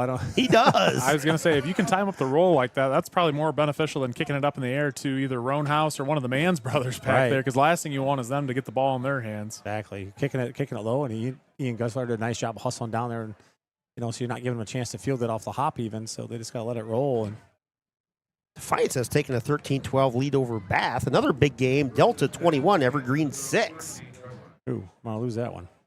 I thought Bolger and the boys would take care of that one. Still early. Liberty Center 35, Waseon nothing. That's in the first quarter. Jeez. Wow. Liberty Center is just a train. So the Panthers have 1st and 10 from their own 11.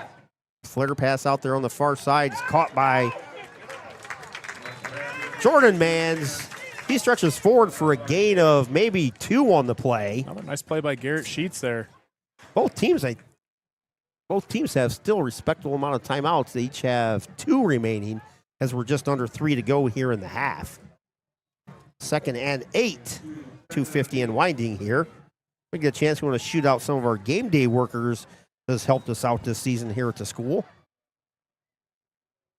Ball's on the far side. Hash as Hunt throws deep. Far side has a man out there. Just overthrew Jordan Mans.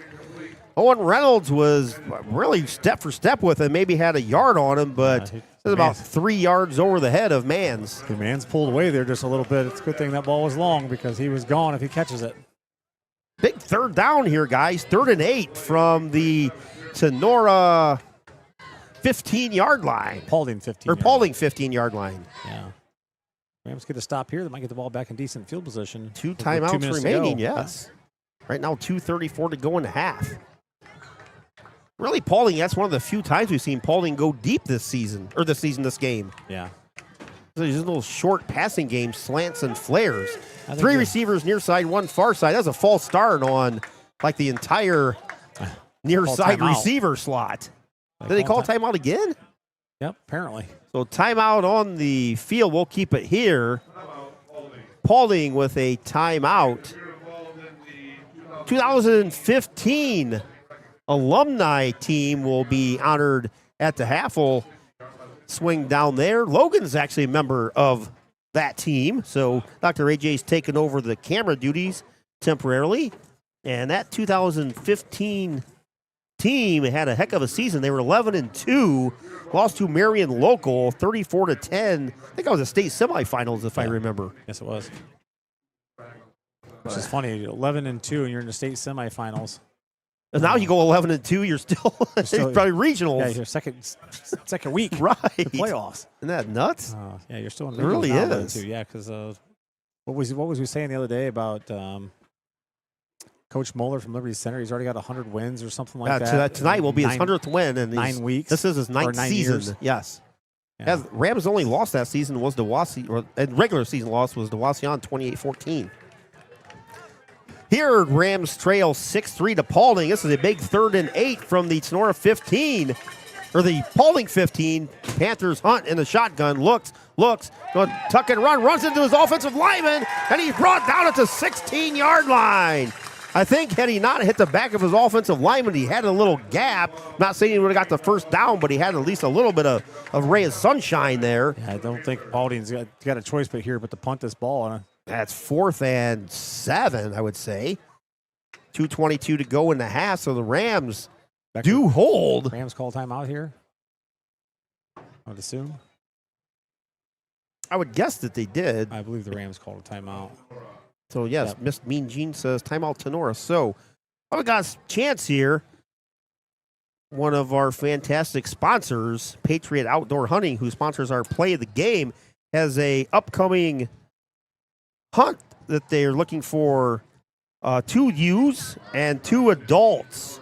You have to be a veteran, and you have to have a kid, or kids, plural, January 16th, 17th, and 18th. Get a hold of Mr. Jeremy Bainfeld at Patriot Outdoor Hunting, and he will hook you guys up. So Jeremy's looking for 2 veterans who has a couple kids, and they're going to get a little weekend getaway. 2 youths. 2 youths. Did you just say youths? 2 youths. Man's back to punt. He averages 35 yards a kick. Rams have 2 deep. Shively. High, short kick. Up comes Shively, catches it at the 42-yard line. So the Rams have 2:16 to go in the half and a chance to at least tie or take the lead. And a short field. Rams. Good job of catching that ball. Calling a fair catch. Dylan he came running up about 15 yards, I would say, to catch that, which one of the things that the Rams haven't done well this year. And Dylan alertly came up on the run and saw that short kick and made a nice running catch, fair catch. So the Rams break the huddle. 3 receivers far side. Reynolds, the near side receiver. Cooper Replogle behind Owen Farrell here. Rams have plenty of time. 2:16 to go in the half. They trail by 3. Replogle with the handoff straight at the middle. Caught and brought down by Jalen Mans. They are bringing their backers 100%. They're not even slowing them down. They're bringing their backers. He looked like he was on a track block and just come racing out of the block. He shot through there. You need to fake that, run a play action on that, and you've got the middle of the field wide open. because both backers were coming as soon as the ball was snapped. The only touchdown of the game is a 16-yard run by quarterback Colt Hunt. That was at the end of the first quarter. The Rams got their 3 points on a 24-yard field goal at the end of the first quarter. Hey, Parker Hancock back here. Farrell under pressure. Points, throws back. Ball's intercepted at the 30 by Paulding. 40, 50, 40, 30. Tackled out of bounds. Jalen Mans with an interception. Takes the ball all the way back to the Tinora 35-yard line. Let's see where they officially spot it.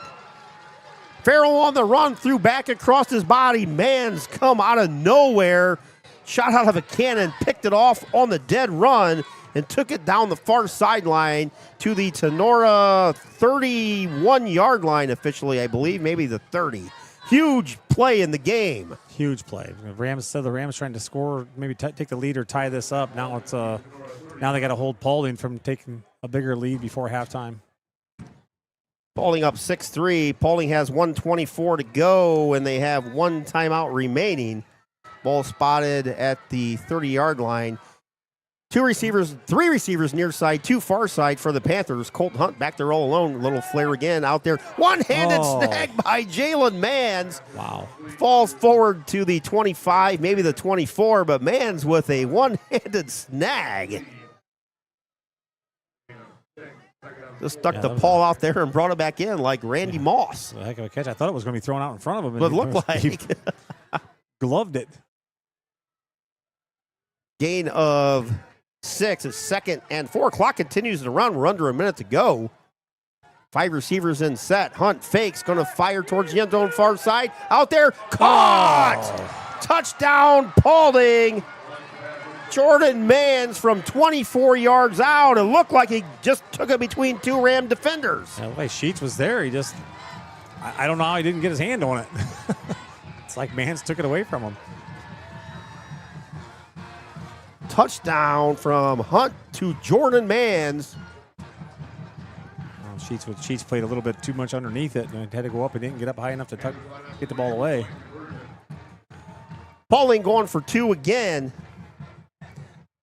They lead 12-3. That is a big turnover by Tinora right before the half. Panthers going for 2. Hunt with the snap. He's going to try and take it and run. Gets close to the goal line. Somersaults into the end zone for a 2-point conversion. Hunt for 2 gives Paulding a 14-3 lead.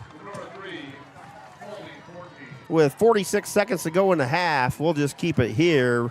And boy, oh boy, guys, Rams with a chance to take the lead. Under 2 minutes to go, trailing 6-3. Paulding comes up with a big defensive interception, returns it to the Tinora 30, and within a couple plays, put it in the end zone. We're looking at a 14-3 game now instead of a Tinora possibly tying it at 6-6 at the worst, or leading 10-6 at the half. Yeah. Just in the snap of a finger, the game's momentum changed in a flash. Yeah, and the Rams get the ball back after halftime, so they could have added points and then added additional points after half. So could have been may have been a big swing there. Hattemer and Sheets back deep for Tinora. See who's going to kick it off. Hunt. No, is that Easton Lehman going to kick off? So Easton Lehman kicking off for Paulding now. At least right at the second he is. I don't think he did the last one.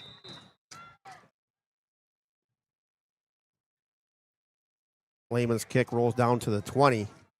Picked up there by Sheets, spun around at the 25, falls forward to the 27-yard line. The Rams have 40 seconds to go in a half. I assume they're probably just going to, I wouldn't assume they're going to try and get it in the end zone after their last series, but we'll see what the Rams coaching staff has dialed up. But we appreciate everybody for watching tonight here on Tinora Rams Live. Keith Brown, Coach Tony Fairchild, Dr. A.J. Fairchild, Dr. Logan Bailey getting down ready for his reunion. And Jason DeWise running the scoreboard tonight. Dr. A.J. on camera right now. Yeah, Dr. A.J. on camera as Logan's down there for his reunion, which will keep it here at the half. 2 backs in the backfield, handoff across the 30 to the 31. Cooper Replogle Gain of about 3 on the play for the Rams. Going to bring up second and about 7. Rams have played right with Paulding through the first. I mean, that's probably the last play of the half. Offensively, Paulding Rams has do a not have to snap it. big yardage, 205 to 82, but defensively, the Rams, they played a very good first half. 108 yards passing for Paulding and 97 yards rushing for Paulding.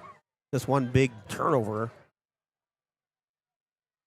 Snap with a second to go. Replogle hit in the backfield, falls forward for at least to the line of scrimmage, and that'll be the end of.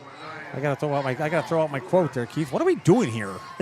Don't have to run a play. There's no reason to go out there and take a chance and run a play and get somebody hurt. It made 0 sense.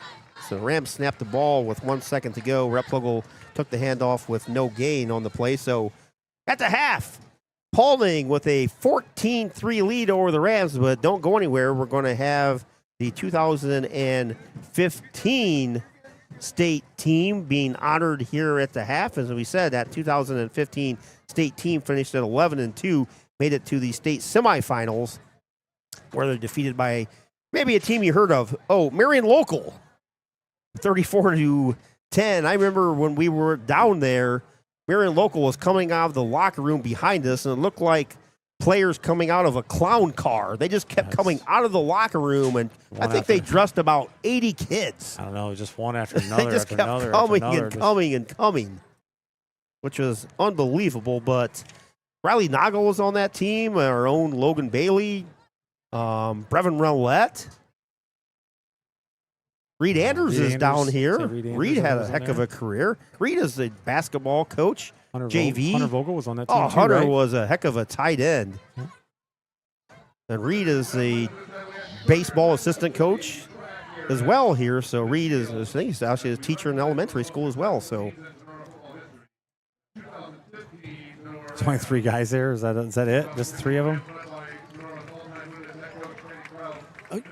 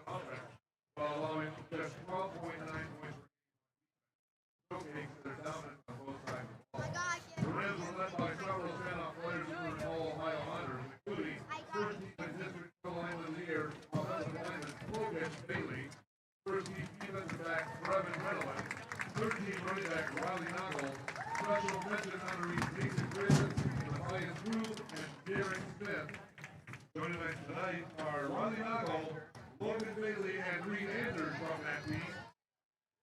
Please join us giving a round of applause to the coaches, players, and staff of the 2015 Tinora football team. A group that brought pride, toughness, and tradition to Tinora football and helped cement the program's winning legacy. Congratulations to the 2015 Tinora Rams football team. So Reed Anders, Riley Noggle, and Logan Bailey honored down there at the half, guys. And Riley is still the all-time leading rusher here at Tinora. And he had a heck of a career here. Yes, he did. His following year, I think it was the year they kind of got banged up as he was going through the playoffs. Yes. I think it was this year, actually, 2015. Yeah, it was unfortunate. Yep. He kind of got banged up a little bit. I don't know what makes a difference in that state semifinal Probably game. not. But it definitely didn't help us any, that's for sure. And Logan was all state. Yeah. Heck of an offensive line. Went on to the University of Findlay, where he was one of the best linemen in the nation, actually. So, and runs his own podcast now, which we're blessed to be joined by Logan. Or actually, we join him, I guess, every Tuesday night. So Logan does a fantastic job so check that out. Bunch of guys talking football on Tuesdays, NWO Sports, but Logan does a fantastic job with that and does good work with us here at Tinora Rams Live. So we'll take a quick break and thank a couple of our sponsors and be back with the BSN Sports halftime show, and we'll do it right after this. Are you looking for a new home or auto insurance agent? Do you have inquiries about Medicare, or are you nearing retirement? Perhaps you want to save for retirement or establish a small investment portfolio for your family. Bidlack Insurance and Financial Services in Defiance is your ideal choice. Tim Bidlack boasts over 10 years of investment expertise and can guide you in estate planning, IRAs, 401k investments, and other financial planning areas. If you require home or auto insurance, Austin Bidlack is ready to assist you. At Bidlack Insurance and Financial Services, Tim and Austin will collaborate with you to guarantee your home, auto, or business is thoroughly protected. Bidlack Insurance and Financial Services is situated at 912 East 2nd Street in Defiance. Contact Tim or Austin at 419-438-0023 today for a complimentary quote. You can also reach out to Tim or Austin online via their Facebook page. Bidlack Insurance and Financial Services extends best wishes to all Tinora Rams athletes this season. The winery at Harvest Moon Golf Course, the Old St. Mike's, sits on 110 acres at the corner of Micas and Domersville Roads in Defiance. It has become the new go-to spot after the game. Harvest Moon is open for all after-game gatherings, whether it's football, basketball, volleyball, or track. They're just 1 mile down the road and ready to serve the community after events. They offer assorted flatbreads, quesadillas, loaded kettle chips, various dips, and a meat and cheese tray. A full bar and non-alcoholic drinks are also available. Harvest Moon is very family-friendly. Stop by after the game on Friday night for fun, bring your friends, and make a new tradition. For more info, call 419-219-0007 or visit their website at thecompound.com. Click on Winery Events for all the upcoming fun. Give something new a try. Head out to Harvest Moon for all the fun after the game.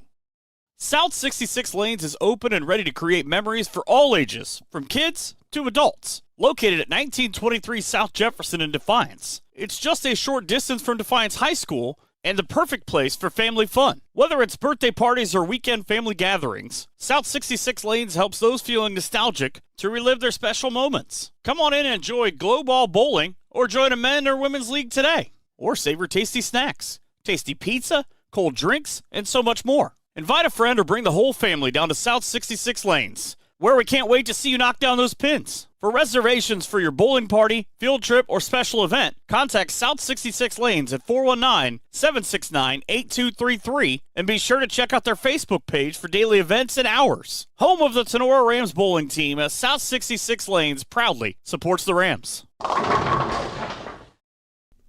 Attention.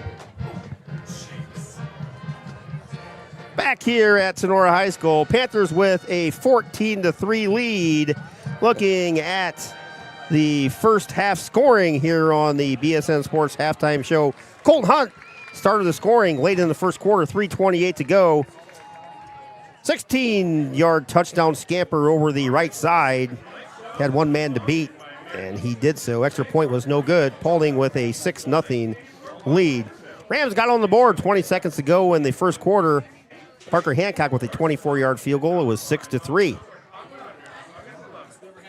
Jeez.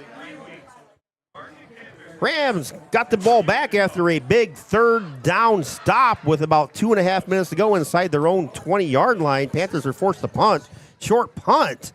Rams had 40 yards of field to work with and about 2:20 on the halftime clock. Rams had 2 timeouts remaining.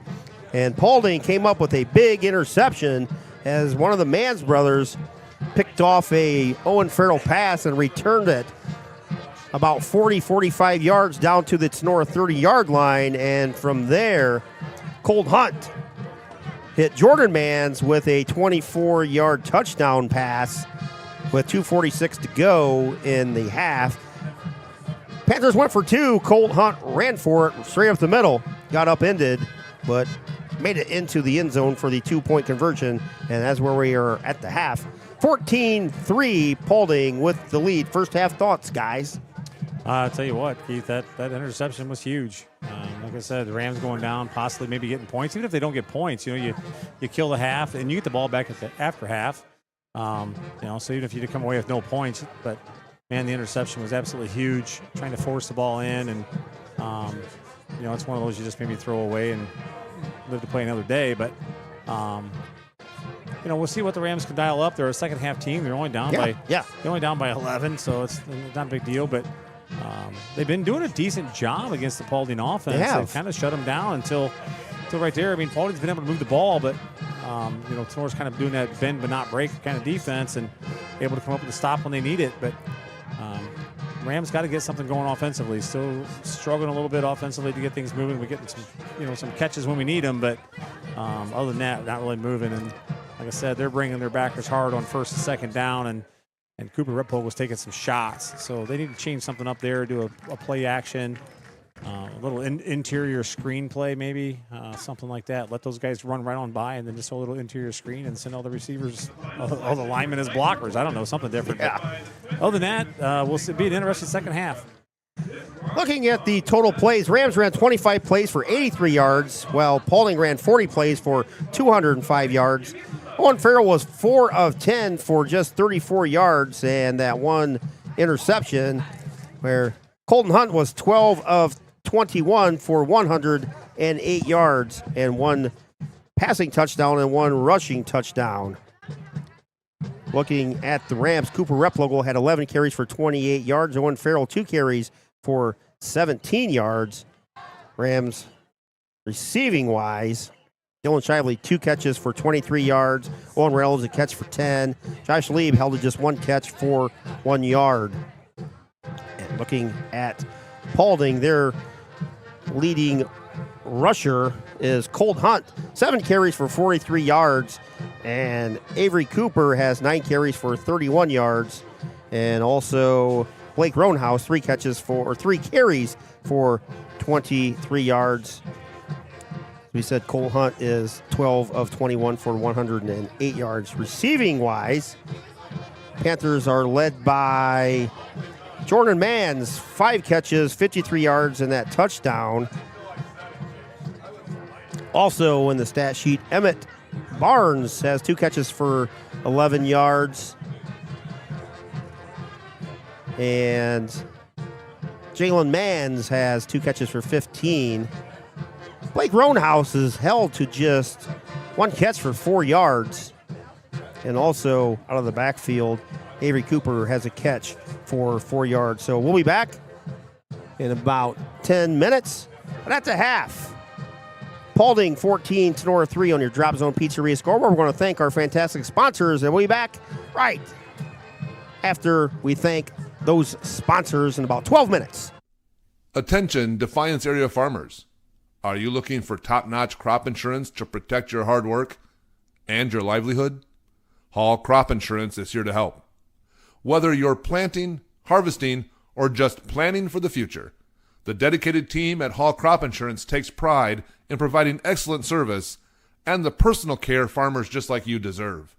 You can reach Agent Chad Hall directly for all your crop insurance needs at 419-576-6140. Or for additional support, call underwriter Nikki Geisinger at 419-212-0744.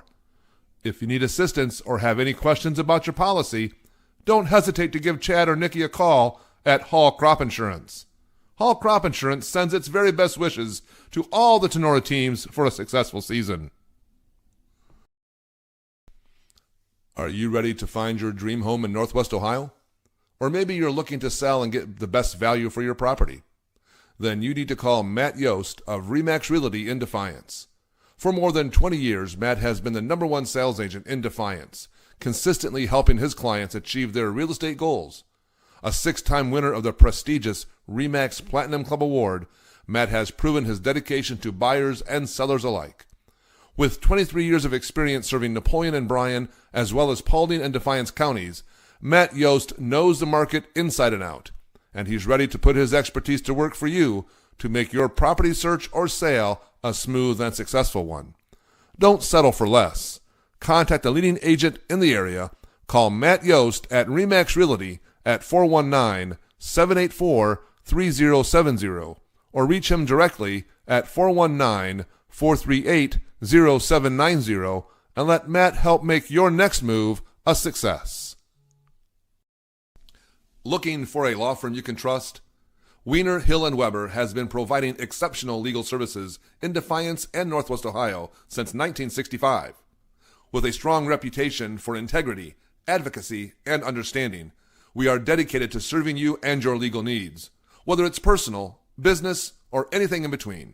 Jim Weiner, Danny Hill, and Ian Weber bring decades of experience to the table, offering comprehensive legal care tailored to your unique situation. At Weiner, Hill, and Weber, we're here to provide the outstanding legal support you deserve. Ready to get the help you need? Call us today at 419-782-3010 or visit WienerLawOffice.com. Weiner, Hill, and Weber, proudly supporting the Tinora Rams and our community every step of the way. Hey you! Are you tired of staring at the same dingy colors at your home or business? Prosperity Painting is here to help change that. Prosperity Painting is a local painting contractor specializing in interior and exterior painting for residential and commercial homes and buildings. No job is too big. No job is too small for Prosperity Painting. Everything from painting, staining, epoxy floors, and wallpaper removal. Prosperity Painting is here to brighten up your life. They will make your old look new again. Check out Prosperity Painting and its amazing portfolio of work on their Facebook page. And be sure to give Mike a call for a quote at 419-789-0939. Prosperity Painting says, Go Rams! Serving area farmers since 1912, the Jewel Grain Company has 5 locations in Northwest Ohio, including Jewel, Okolona, Ney, Mart Center, and Hicksville. They can offer grain storage and handling, grain marketing, farm supplies, including fertilizer, ag chemicals, and feed. Jewel Grain offers seed sales, soil testing, and can help with your lawn, garden, and pond needs. Reach them at 419-497-2101 or online at jewelgrain.com. Jewel Grain is a sponsor of the Tinora Rams Huddle Cameras. Stark Brothers Advertising in Defiance is here to help you grow your business. If you are a business, new or old, looking to improve your customer reach, Stark Brothers Advertising is here to help you and to get your name to stand out from the others. Contact Brian Stark at Stark Brothers Advertising for more information at 419-438-2063. Stark Brothers Advertising, a proud sponsor of the Tinora Rams. Oh boy, can you smell that burger? It's coming from the Firestone Tavern for 4 years running. They have clinched the title of best burger in the region, and now you can add the best pizza in the area to their resume, as they recently won the Reader's Choice Award. Additionally, Firestone Tavern has tasty appetizers, great wings, and much, much more. Chef Aaron and his outstanding staff are committed to providing only the best for their patrons. Stop by after the game for refreshing drinks and all the TV sports you could wish for. You'll find them at 211 Carpenter Road at the Eagle Rock Golf Course. Give them a ring at 419-785-4015 or order online at thecompounddefiance.com. Firestone Tavern sends its best wishes to all student athletes of the Tinora Rams. Looking for some of the best pizza in the area? Don't settle for corporate pizza. Drop Zone Pizzeria is the answer. From amazing subs to mouth-watering wings to their famous pickle pizza, Harold, Liz, and the crew are always making something spectacular for their customers. In 4 of the last 6 years, Drop Zone Pizzeria has won the award for best pizza around.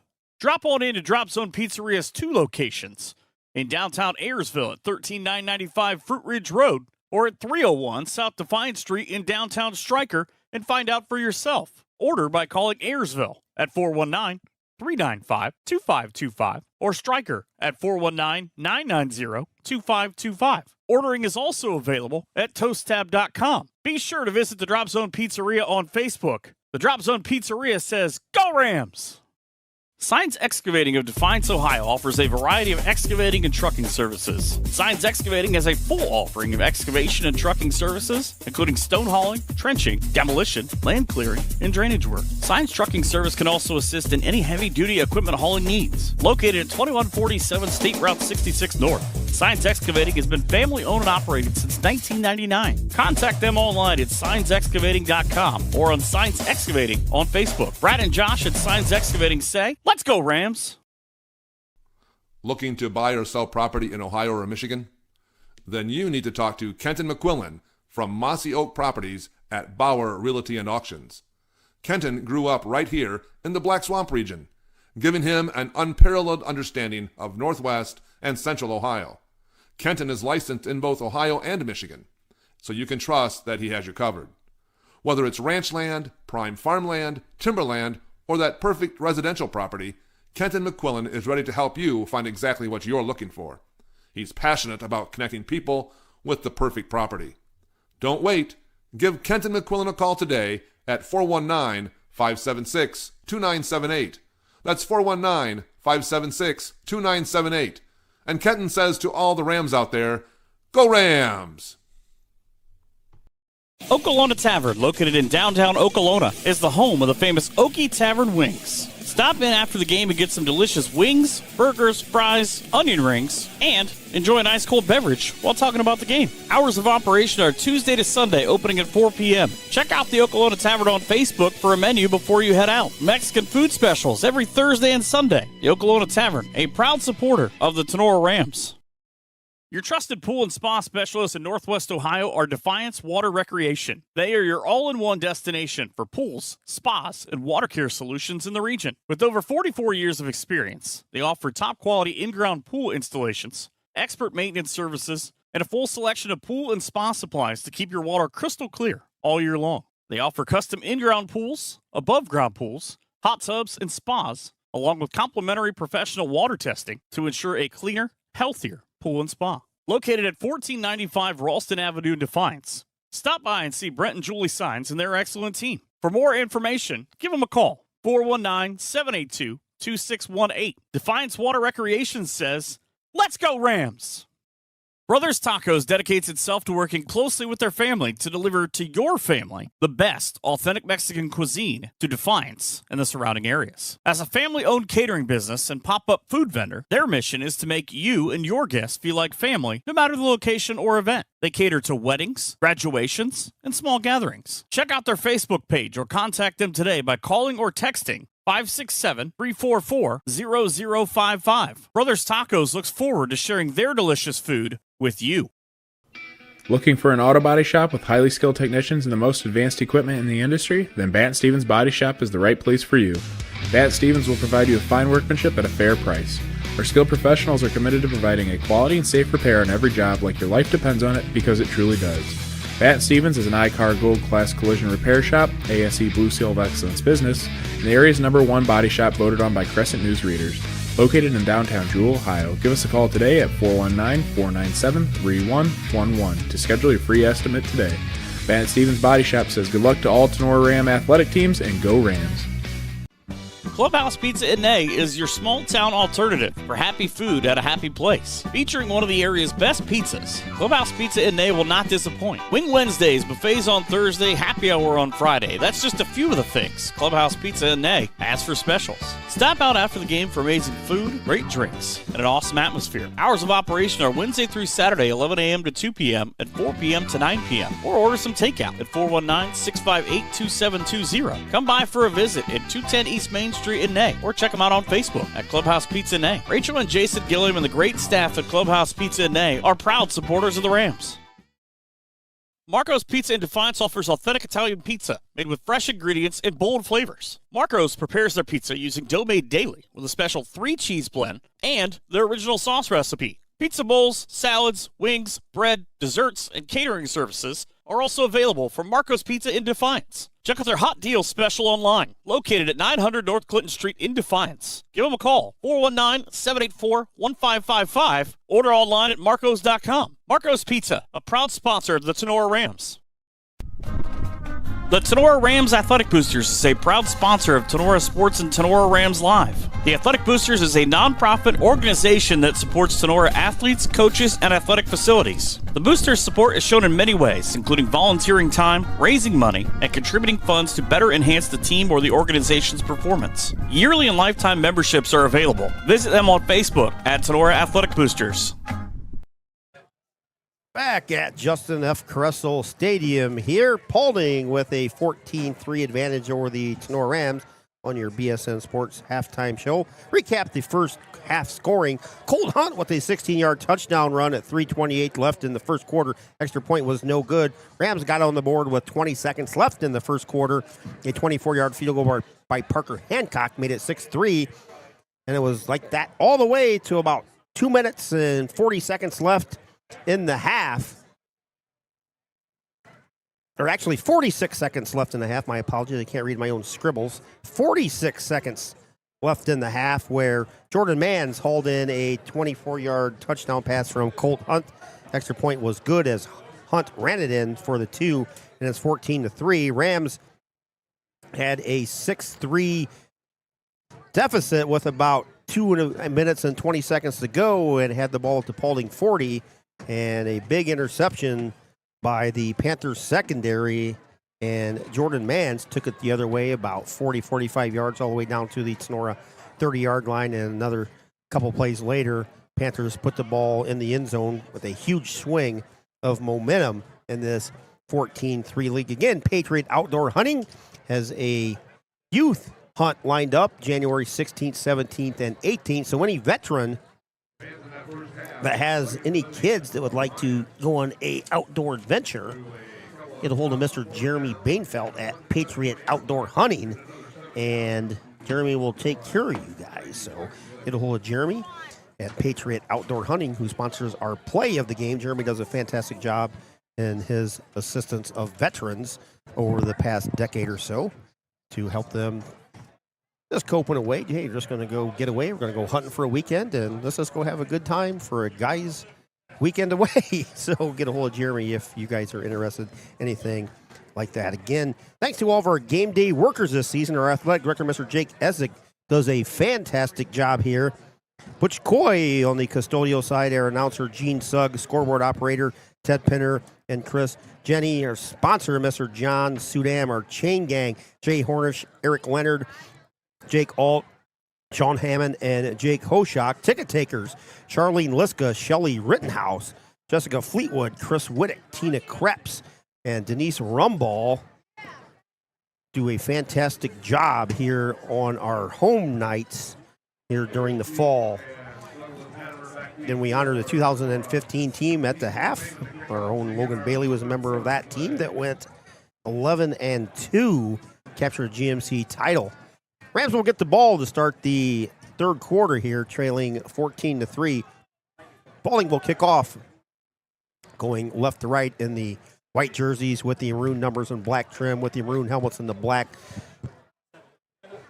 uniform pants. Rams in the hunter green uniform pants, or hunter uniform green jerseys, white numbers, black pant, or white numbers, black trim, white pants.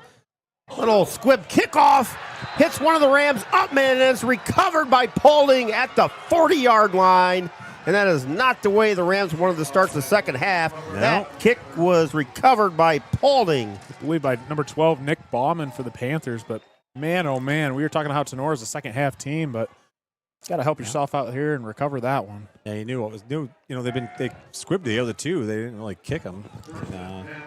Easton Lehman on that kick for Paulding.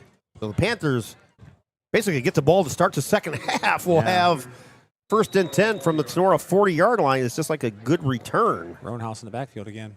Hunt under center gives the ball to Roanhouse, or the Tinora 40 falls down to the Tinora 36-yard line, tackled by Liam Bainfeld on the play. Gain of about 4 is going to be 2nd and 6. Again, another good job by Stark coming up and sealing that outside, making him cut up, and Bainfeld was able to make the tackle.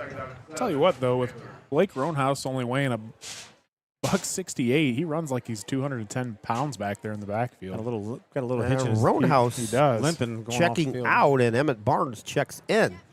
So Emmett Barnes caught like the first 3 passes, so that's He did.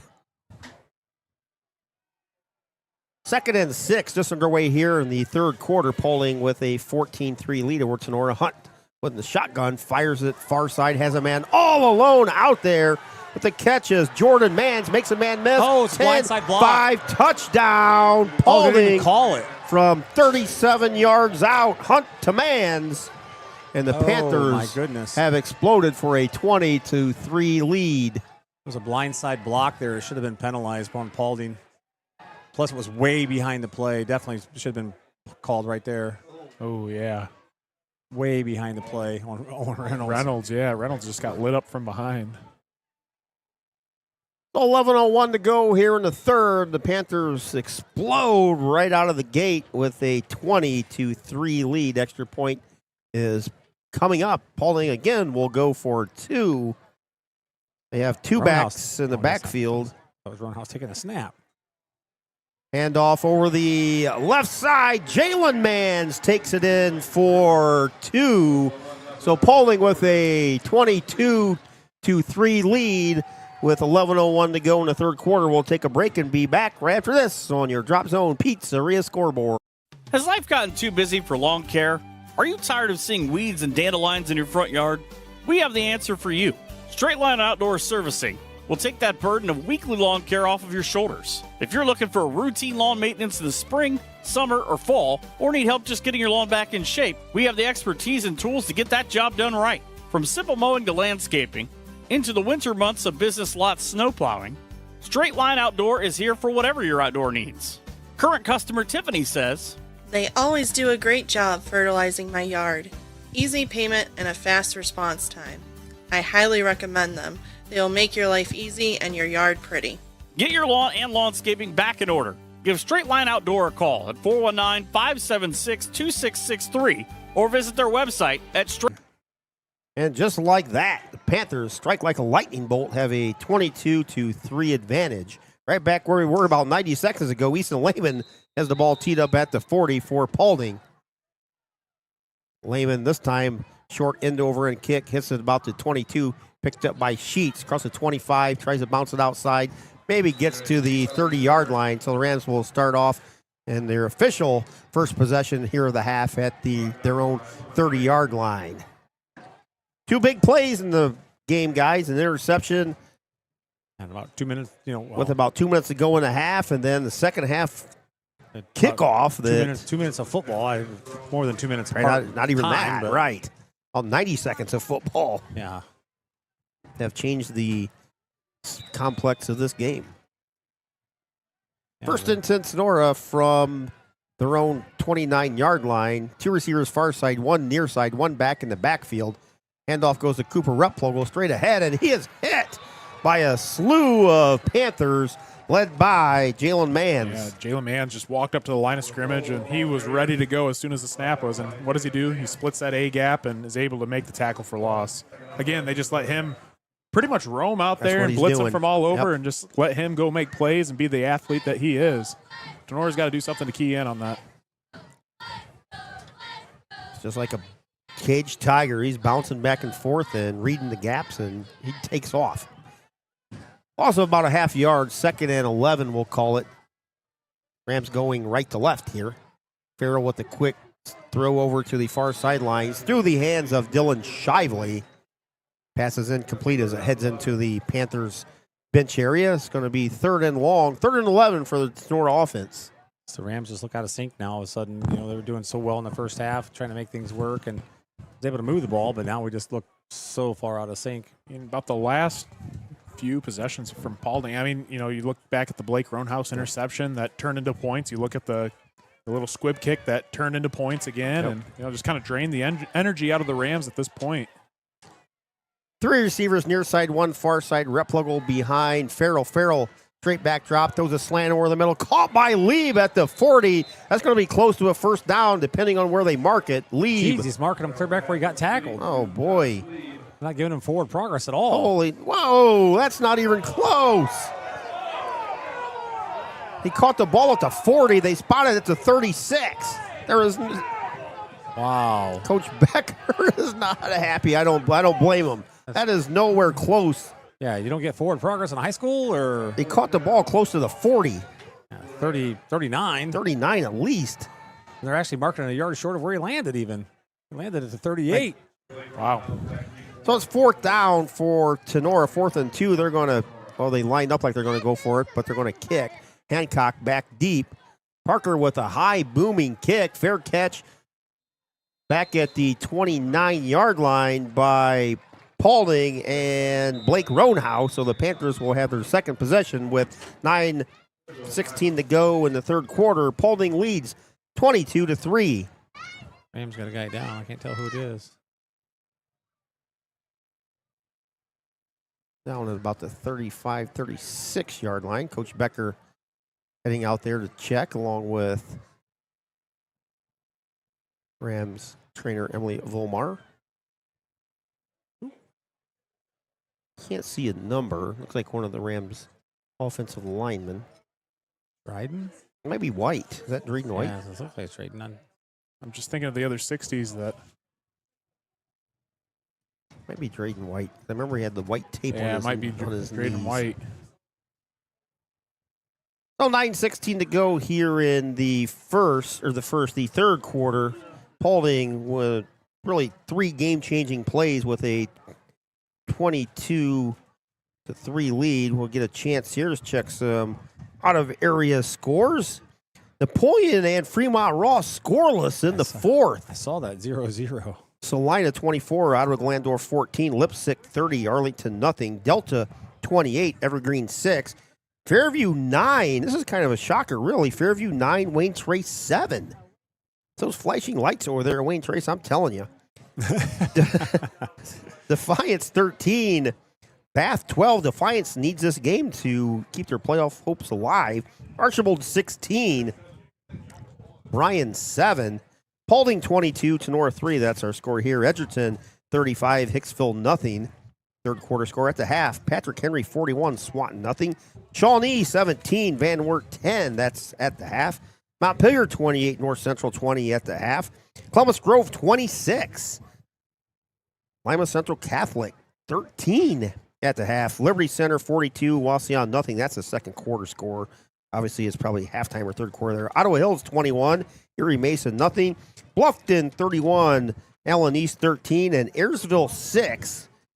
Antwerp nothing, and that's their last report. There's a first quarter score. So, but injured Ram hopping up on his feet, and Coach Becker and Emily are bringing him back towards the Rams sidelines. And that is senior Drayden White. He got a little trot, so he must be okay. Yeah, he got the wind knocked out of him, or maybe got kicked somewhere, perhaps. Checking his knee out. So Drayden heading over to the sidelines, and Emily will check on him. But back here, 9:16 to go in the third quarter, 22-3, Paulding on top. Again, thanks everybody for tuning in here on Sonora Rams Live. Keith Brown, Coach Fairchild, Dr. AJ, Dr. Logan, and Mr. Jason DeWeiss with you on this beautiful Friday night, our last home game here of the 2025 season. Next week we'll be at Edgerton to close out the season, and the Rams probably need a victory tonight. And even so, they lose tonight, we'll need a lot of stuff to happen in a win next week. Fake as Roanhouse is going to throw deep, has a man out there, ball's up and caught by Jordan Mans. Hunt out of the backfield, flipped it back to Roanhouse, and Roanhouse threw it deep, and Jordan Mans just grabbed it out of nowhere for a huge play down to the Tinora 36-yard line. Guys, I told you at the beginning of the game, with Roanhouse playing at running back, I bet you $1 million they were going to do something down the line of trickery, and there you have it, a halfback pass. Shively was back behind Mans like he was waiting for the ball to come down, and Mans just jumped up and took it. That was a heck of a play by Mans. Shively needed to go up and get that at the high point. Well, the Panthers have it at the Tinora 36 on the near side hash. Handoff to Avery Cooper. He sits at 35, but still bowls forward to the Rams' 33-yard line. Nice stick by Bum. Tell you what, Cooper runs the ball hard, man. Yes, he does. He's one of those guys that I always tell you, just because you run the ball doesn't mean you can't deliver a hit. And he's, boy, I tell you what, he's punishing his tacklers. He's putting abuse on the Rams defense, I tell you what. Yeah, he's punishing the tacklers, that's for sure. He has a whole other year left, guys. He's just a junior. Probably one of the more underrated running backs in all definitely. the GMC. Second 7 for Paulding. Ball's at the Tinora 33-yard line. Avery Cooper takes it over to left side. Not so lucky this time. Loses about a yard, so it's going to be 3rd and 8. Nice tackle by Lieb on that one. For Paulding. We hit the 8-minute mark on your Drop Zone Pizzeria scoreboard. Paulding 22, Tinora 3 here on your Drop Zone Pizzeria scoreboard. We'll have Rams volleyball for you on Tuesday night as they will head to Defiance High School and take on the Liberty Center Tigers. Hunt with a slant on the far side, caught by Jordan Mans.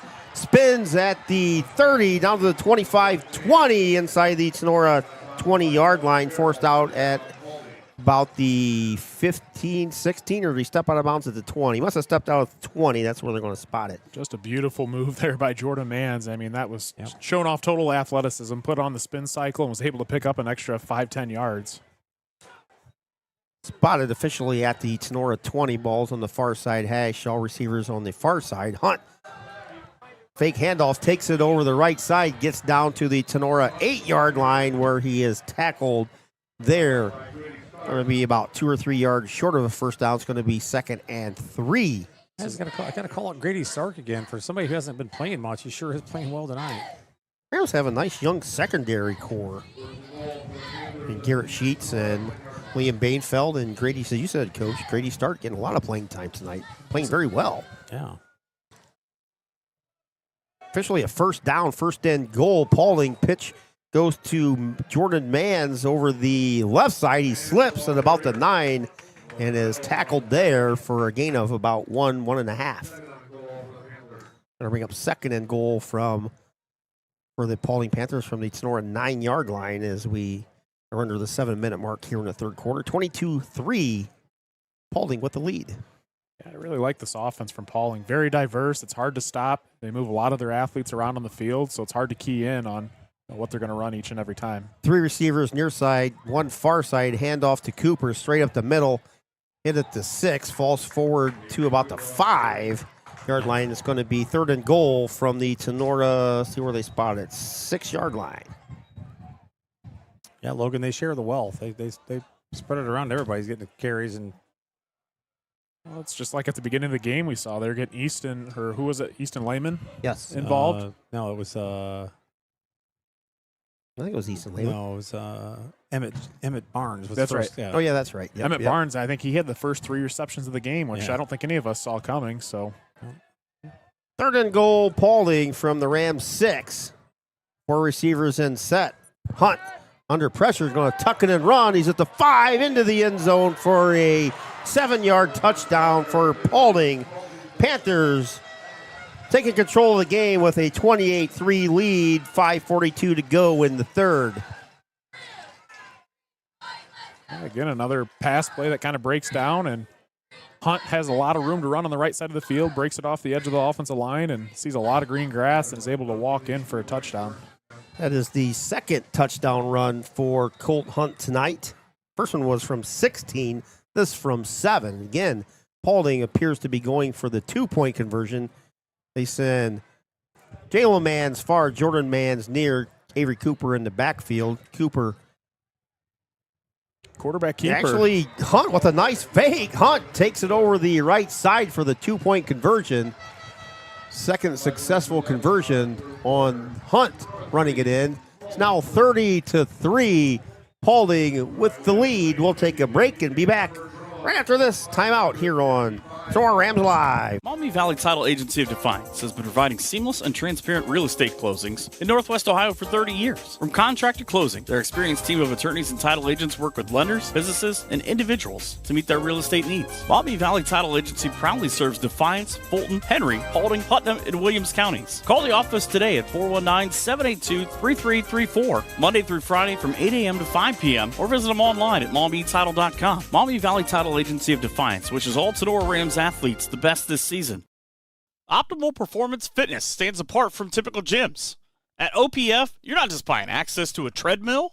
We offer a specialized fitness coaching center committed to providing an exceptional experience that emphasizes accountability and achieving results. You can choose to work individually with a certified personal trainer or join a community of like-minded individuals. At Back here, Paulding has taken control of the game 30-3.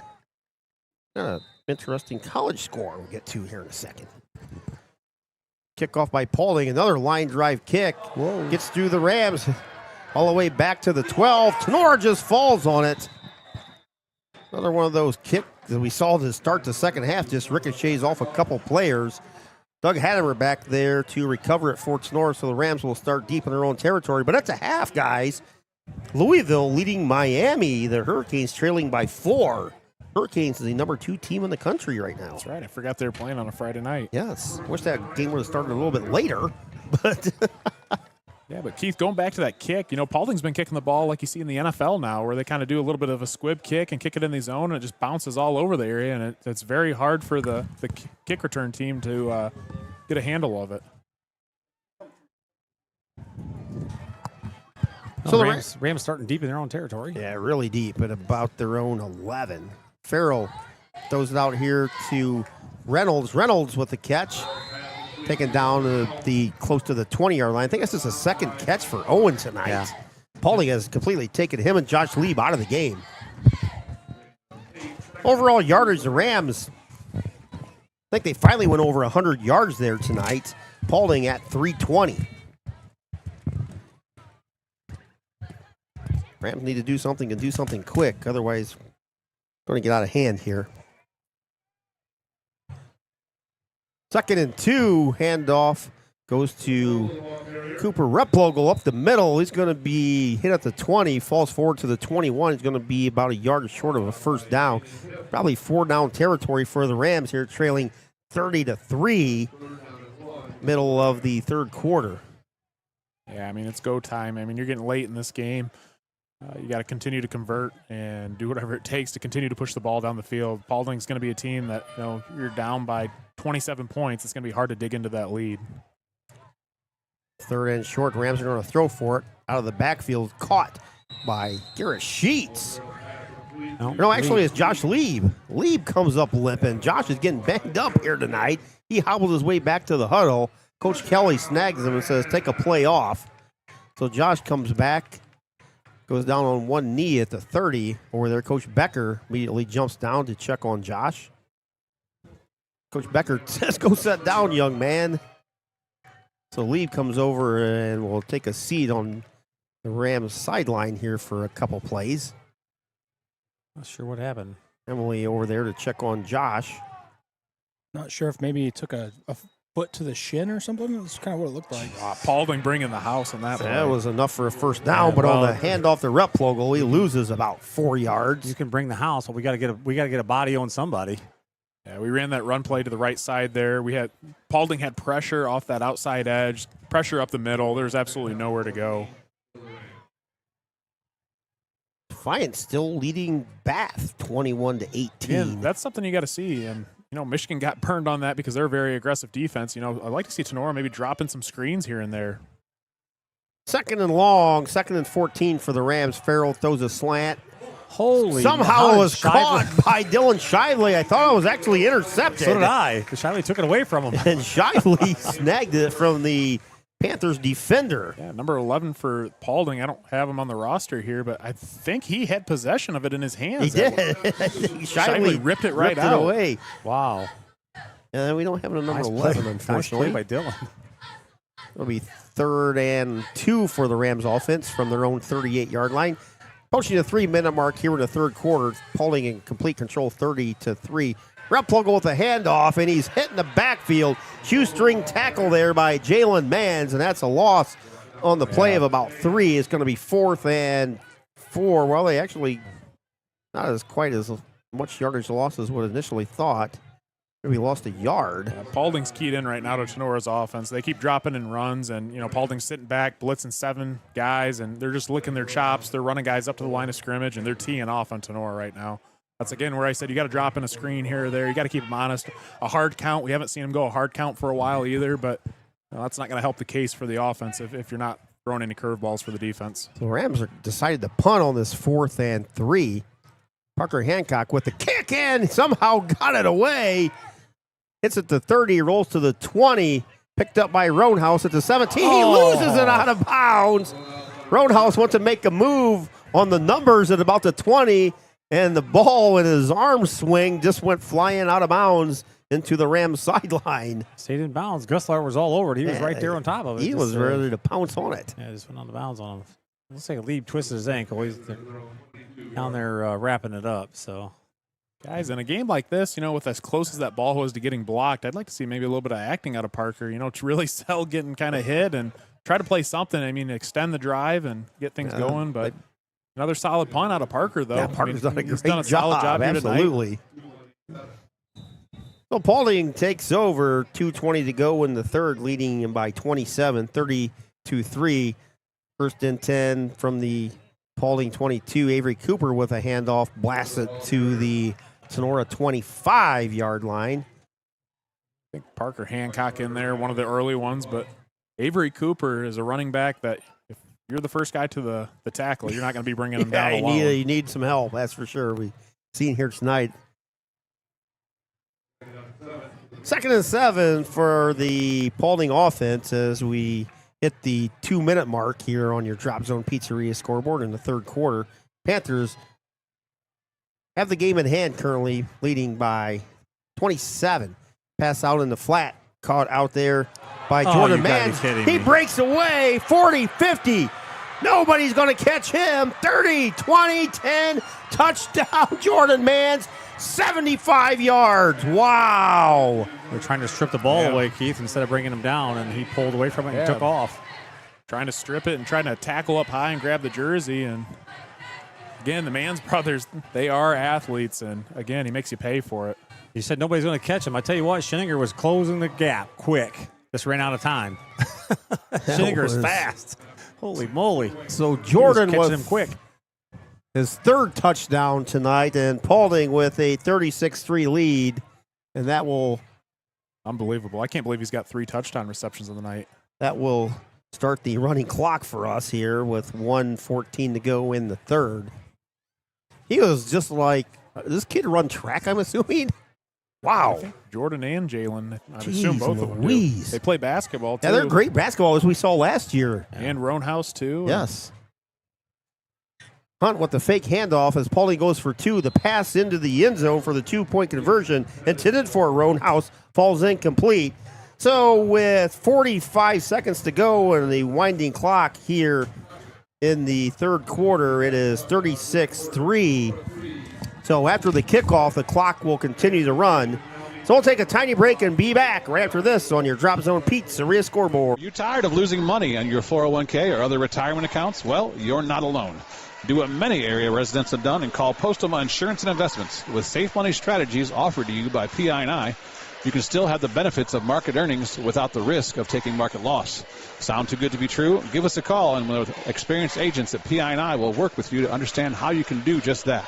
If you're more interested in the CD-style accounts but are fed up with low CD rates, PI&I agents can set you up with an account with rates currently as high as 5.5% fixed, with certain restrictions apply.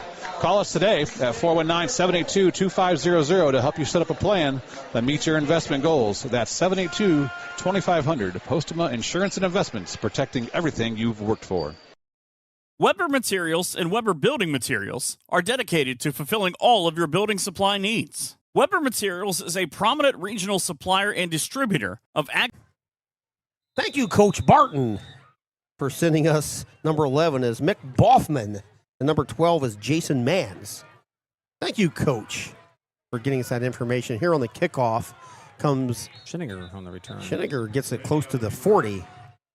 So Coach Barton, fantastic coach of the Paulding baseball program and also an assistant coach for the girls basketball program. Girls basketball, I'll tell you what, Paulding volleyball got a horrible seed.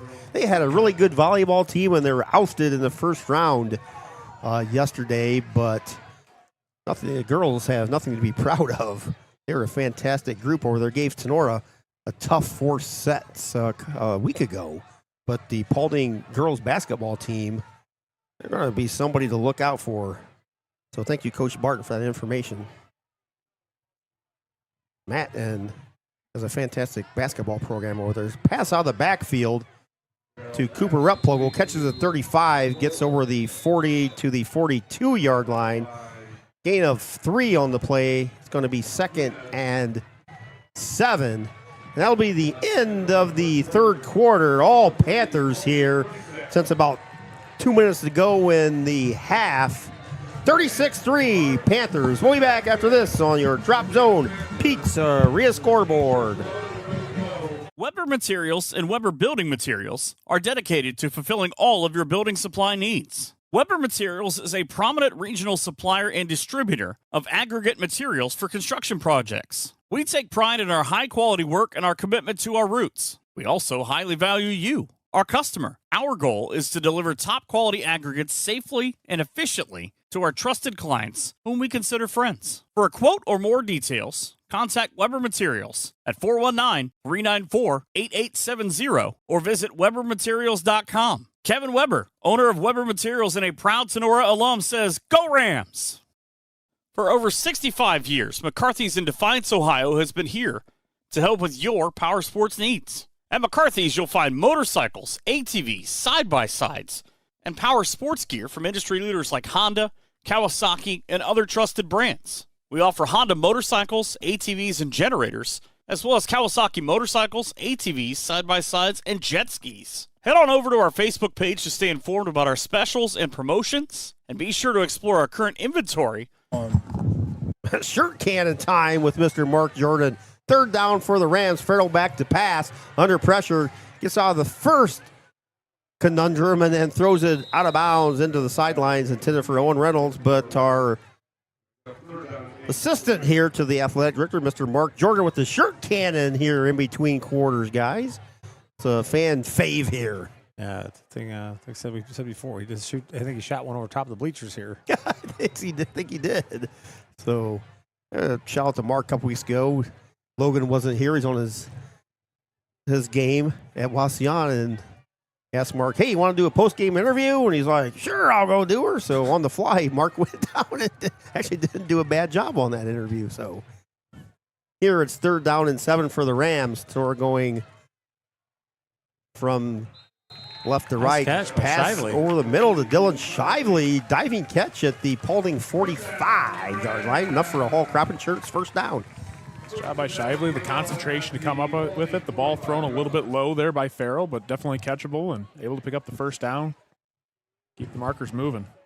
I just see Napoleon took a 7-0 lead finally. Wow. What a heck of a game we're there. Here is 36-3 running clock. Panthers with a big lead. Pass out here to Sheets. Catches at the 40 down to the 35-yard line. So catch by Garrett Sheets. Avery Cooper on the tackle. Again, Paulding just continues to bring the pressure each and every time. That time they bring 6, and Farrell's able to get the ball out to Sheets and move the ball a little bit, gain a 9. Yeah, Lee didn't come back in, guys. His ankle's taped up, but he's still on the sideline. At this point, you might as well just keep him out. Handoff up the middle. Cooper rep logo 20, 10. He loses the ball. Fumbles the ball at the 2. Picked up by Paulding and Roanhouse. He's headed the other way. 10, 15. Steps out of bounds at about the 20-yard line. Jordan Mans came up from behind and stripped the ball. Wow. Replogle is heading in for a touchdown, and Mans, in a game that's 36-3, gave 110% effort to come from behind and poke that ball away. What about a 40-yard touchdown run for Replogle? What looked to be a touchdown. Jordan Mans swipes the arm from the backside and able to come up the huge play. But I thought you couldn't, if the ball goes into the end zone, you can return it out like that in high school? Yeah, fumble you can. Okay. That was Jason Mans also in on that tackle. Maybe not. They're marking it at the 20. So the Mans is causing all kinds of havoc here tonight. Oh, so did they? They may have blown it dead. Yeah, I didn't see where he went out of bounds. Because I thought if the ball rolls into the end zone in high school, I thought it's just basically a dead ball at that point and a touchback. 9:40 and winding here in the fourth quarter. Paulding 36, Tinora 3. Hand off to Cooper off the right side, across the 20, 25, 30-yard line. That's going to be close to a Panthers first down.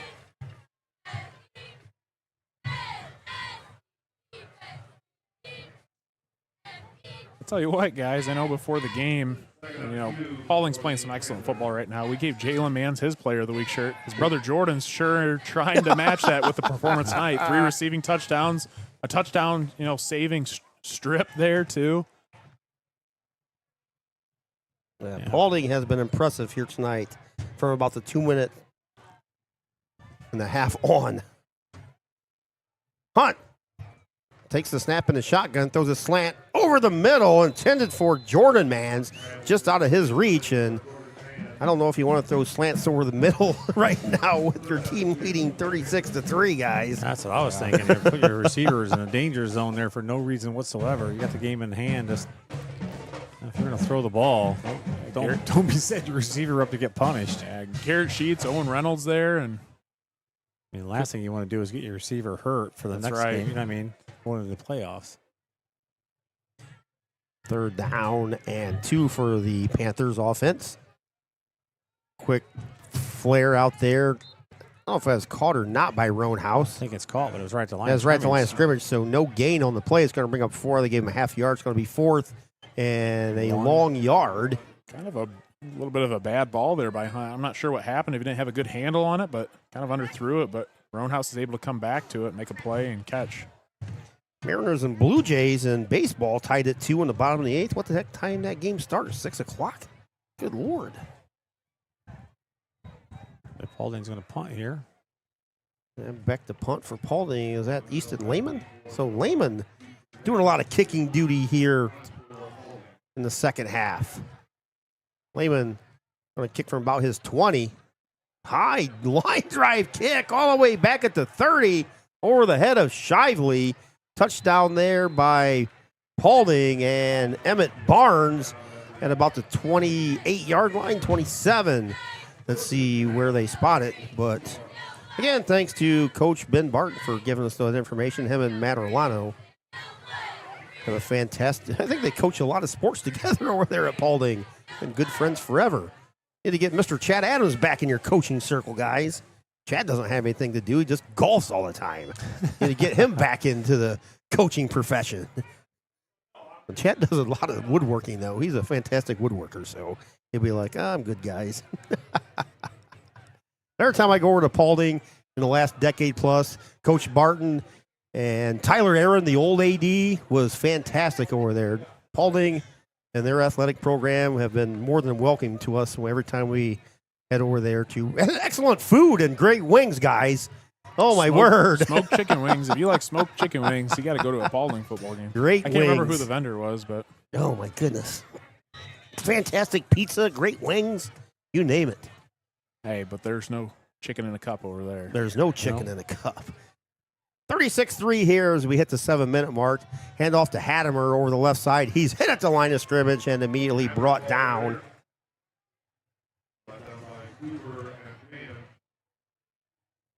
Tackled by Avery Cooper. Surprised to see some of the starters still in here for Paulding, guys. No, not really. I mean, I think I am. 36-3, under 7 to go on a running clock. I think if you're Paulding, your coaching staff, you got to be looking at preserving your players' health at this point. Maybe after this possession. 2nd and 9, Farrell with the snap. Throws a slant over the middle, caught by Shively at the 35, makes a mad myth. He's tackled at the 40-yard line, enough for a Hall Crop Insurance Tinora first down.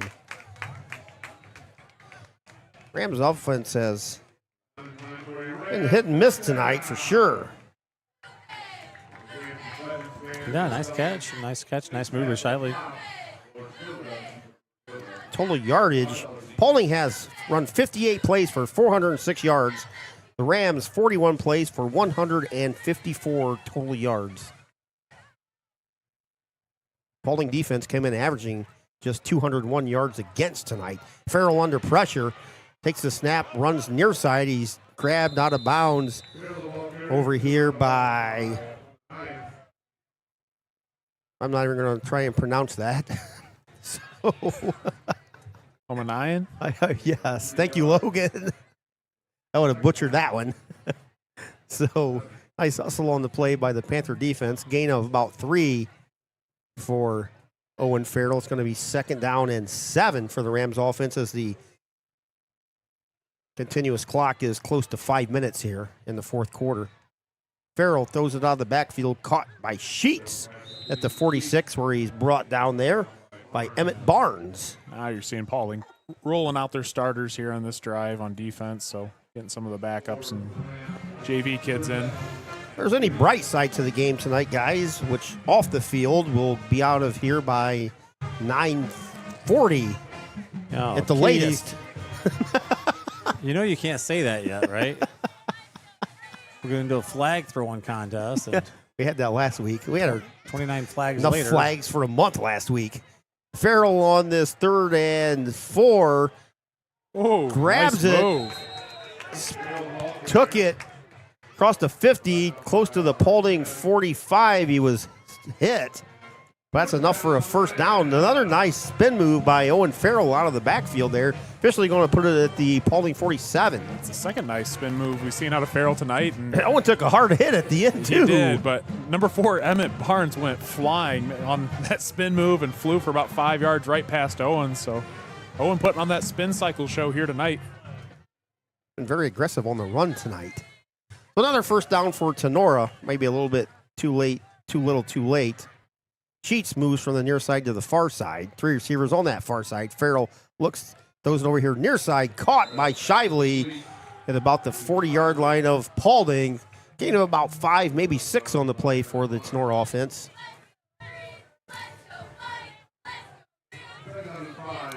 And the Paulding squeaked that out. Keith, 7-0 final. Wow. There's a lot of games I thought that could be pretty close this week. Hey, so Adams, well, I'll get this play in here. Hand off to Replogle. Hit at the 40, spins at the 37, bounces outside, and is tackled at the 35. So I get a message from my good buddy Chad Adams, sitting here in Orlando, Florida, listening to Tinora Rams live Gamecast, and I hear a name called out on a broadcast only after listening for 2 minutes. Not much to talk about during a blowout, apparently. Well, it's 36-3. So, and we're trying to get through the final 3 minutes here. Rams with the first down at the Paulding 35. Paulding closing in on their first GMC title, at least a shared title through 9 weeks with the win. Farrell runs over towards the sideline, and he is driven into the sidelines by Easton Lehman. Flag goes flying, and that's going to be a personal foul on the Panthers defense. Clock will continue to run, however, with the 33-point margin. Homeyer Monumental replay here. He was tackled a good 5 yards out of bounds. That's a hard hit because that's cement over here, guys, underneath this. Yeah, that's asphalt underneath the pad. Yeah, so, and there's no padding over there, I assure you. No, there's no padding underneath. It's just like a rug on top of your driveway. Yeah, exactly. So that's about the equivalent of it. That's exactly what it is. So Owen popped right up, but he's going to be hurting afterwards. So the flag takes it down to the Paulding 22-yard line. Just under 2 minutes to go here in the fourth quarter. Paulding 36 and Tinora 3. Was a good game until right before the half. Replogle with the handoff spins over the left side to the 20-yard line. But again, thanks everybody for listening. I mean, heck, my good buddy Chad Adams is listening in Florida, for crying out loud. People all over. Mr. Lieb is watching, I believe, in Minnesota. And Matt Bishop is watching, so appreciate in Iowa. So Coach Anderson, Coach H, always watch and listen. For all we know, our good buddies Schlegel and Weber are watching and listening. Maybe not now, but they probably were.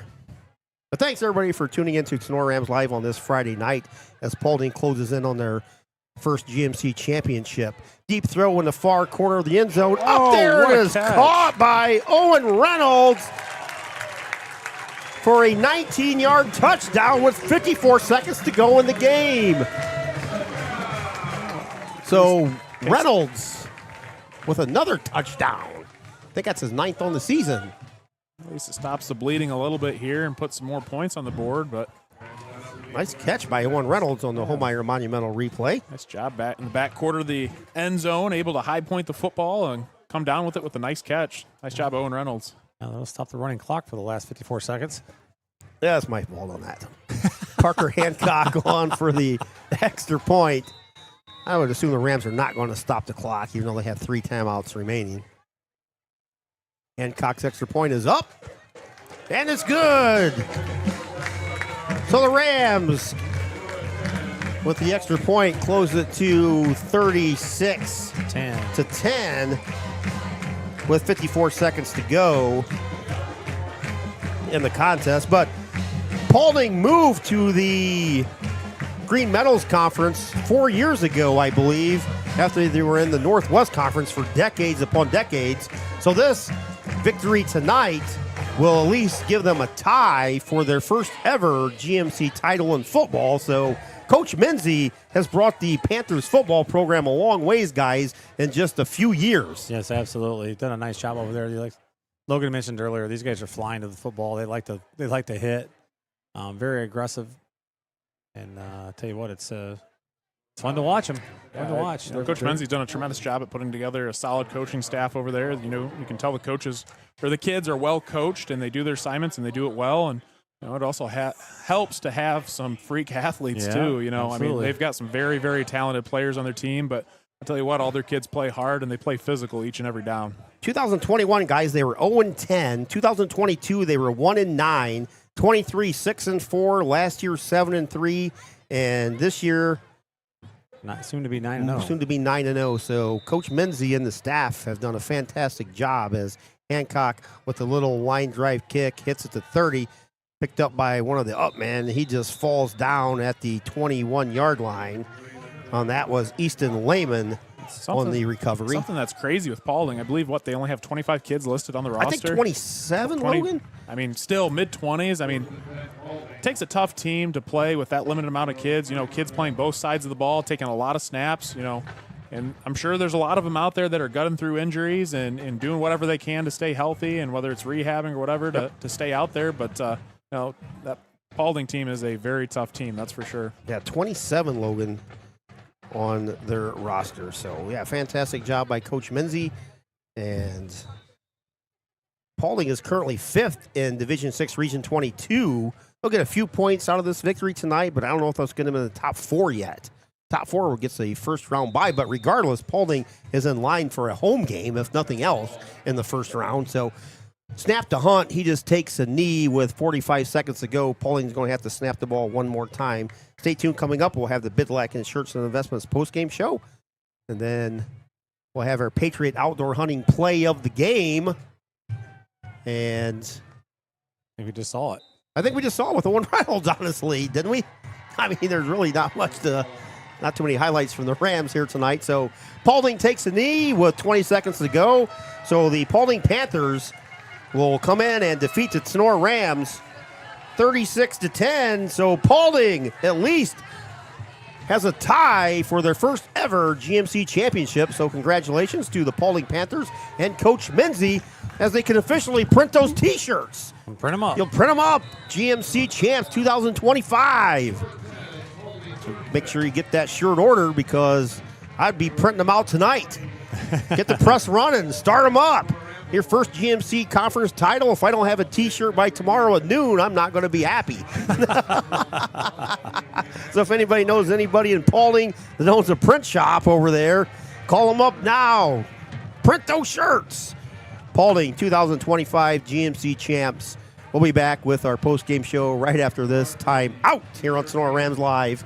For over 65 years, McCarthy's in Defiance, Ohio has been here to help with your power sports needs. At McCarthy's, you'll find motorcycles, ATVs, side-by-sides, and power sports gear from industry leaders like Honda, Kawasaki, and other trusted brands. We offer Honda motorcycles, ATVs, and generators, as well as Kawasaki motorcycles, ATVs, side-by-sides, and jet skis. Head on over to our Facebook page to stay informed about our specials and promotions, and be sure to explore our current inventory featuring heavy rebates and low factory financing. In Defiance, there isn't a friendlier or more knowledgeable staff than ours. We're happy to help you find the perfect recreational vehicle or the parts you need. Visit our products page at mccarthys-sales.com to see what we have to offer. If you need help making a decision, please don't hesitate to give us a call or stop by. We're always ready to assist. McCarthy's of Defiance. Call them at 419-784-2402 or stop by at 8373 North 66 in Defiance. Back here at Tinora High School, Panthers with a 36-10 win. As we said, congratulations to Paulding as they clinched at least a worst of a tie of the GMC title. So congratulations to Coach Menzie and his staff and his players, 2025 GMC champions. Game was tight, guys, right up until the end of the half. It was 6-3. Rams got the ball back after a huge stop deep in their own territory, had the ball at the Paulding 40, and we're looking to actually take the lead heading into the locker room, and Paulding with a huge defensive stand and an interception, and that play led to a touchdown pass to Jordan Manns with 46 seconds left in the half, and it was 14-3 at the half, and then to start the third quarter, a squib kick the Rams couldn't handle, covered by Paulding, and then Jordan Manns with his second of 3 touchdown receptions, this one from 26 yards. Cole Hunt ran it in for a 2-point conversion, and it was 22-3. And just in a flash like that, guys, basically 2 plays, in about a 3-minute span of game action, changed the entire complex of this game. Absolutely, sure did. And after that kickoff, that was kind of saw the Rams just kind of die. Like the wind went out of their sails right there, and just couldn't get anything going after that. Yeah, I mean, the story of the game was all the big plays, and Paulding had a lot of them here tonight.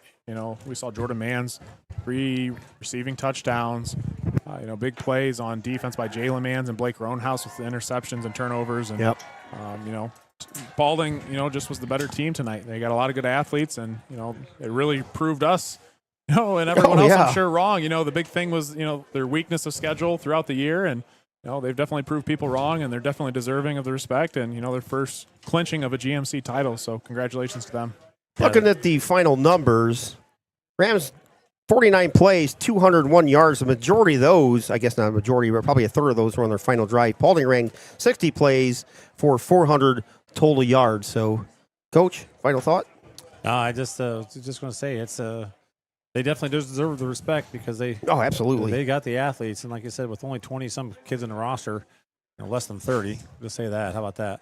Like you saying earlier, taking a lot of snaps, playing both ways, and tell you what, they're a hard-nosed team, and whoever picks them up, don't be overlooking the Paulding Panthers. No, they're going to be tough. That's for sure. I mean, that's one thing. If I had to describe Paulding, that is a tough and, like you said, hard-nosed team. I mean, those kids give it their all, and on defense, man, they are physical. For the Rams, unfortunately, I think the chances now are going to be, pretty slim to make the playoffs. We'll see how it plays out. I think if they ended up losing tonight, they had about a 33% chance of making it.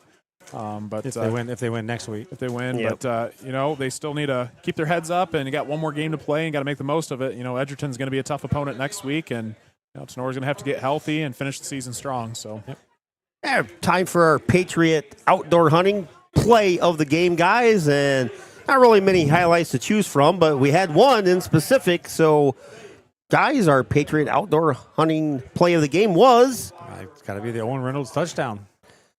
Yes, it was. Owen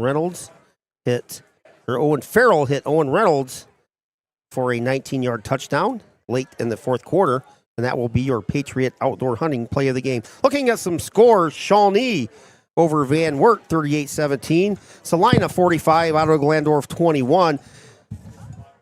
Columbus Grove, 33. Lima Central Catholic, 19. Fairview, 37. Wayne Trace, 7. Archibald, 37. Bryan, 10. Lima Bath has pulled away from Defiance. These are all fourth quarter scores, 39-21. Bluffton, 45. Allen East, 13. Delta, 28. And Evergreen, 6. Montpelier, 42. North Central, 34. Ottawa Hills, 21. Erie Mason, 0. Archibald, 37. Bryan, 10. Napoleon defeated Fremont Ross, 7-0. Liberty Center, 56. Wauseon, 0. Edgerton, 35. Hicksville, 12. Patrick Henry, 47. Swanton, 0. And Lipsick, 37. Arlington, 6. Again, we appreciate everybody from Paulding tuning in tonight. And across the country, we had quite a few listeners and watchers, and especially thanks to our sponsors, Wiener Hill and Weber, attorneys at law, Optimal Performance and Fitness in Defiance, and Napoleon Clubhouse Pizza and Bat Stevens Body Shop in downtown Jewel, Ohio, Jewel Grain, Tinora Athletic Boosters, Wooden Indian Pawn Shop, Bidlack Insurance and Financial Services, Cut and Polish Hair and Nail Salon, thank you, Jenny Bidlack, Hall Crop Insurance, Signs Excavating, Higby Embroidery, Drop Zone Pizzeria and Stryker and Daresville, Oklahoma Tavern, Maumee Valley Title Agency, BSN Sports, Firestone Tavern, Postum Insurance and Investments, Northwest Ohio Sports, Brothers Tacos and Catering, Schlegel Farms, Brothers Tacos, Vince Salinas and Michelle Bacon, Laura Kepi, Jake Samantha and Milo Essig, Corey Hornish, Kevin Weber of Weber Materials, Prosperity Painting, Stark Brothers Advertising, thank you, Matt Stark,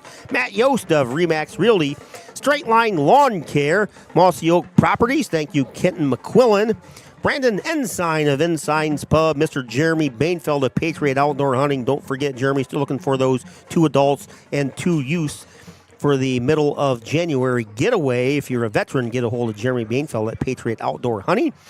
South 66 Lanes, Holbrook Plumbing, the Crescent News, Marco's Pizza, Fort County Career Center, McCarthy's in Defiance, Barney's in Evansport, Defiance Therapeutic and Massage and Wellness Center, Harvest Moon, stop out after the game. That's the old St. Mike's Golf Course for some fantastic post-game action. Nice ice-cold beverages and some entertainment and food out there. Defiance Water Recreation, Buckeye Aerial Ag, Mr. Sean Hammond, thank you. And our replay sponsor, Homeyer's Monumental, and our commercial voiceovers, Mr. Michael Hearn and Mr. Gene Sugg.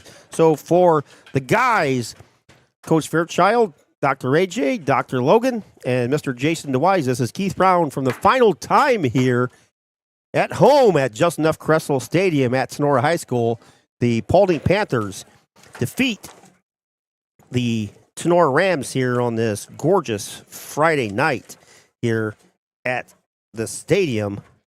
And Paulding with a 36-10 victory. They are your 2025 GMC champions. So until next Tuesday when we have volleyball action, we'll see everybody then.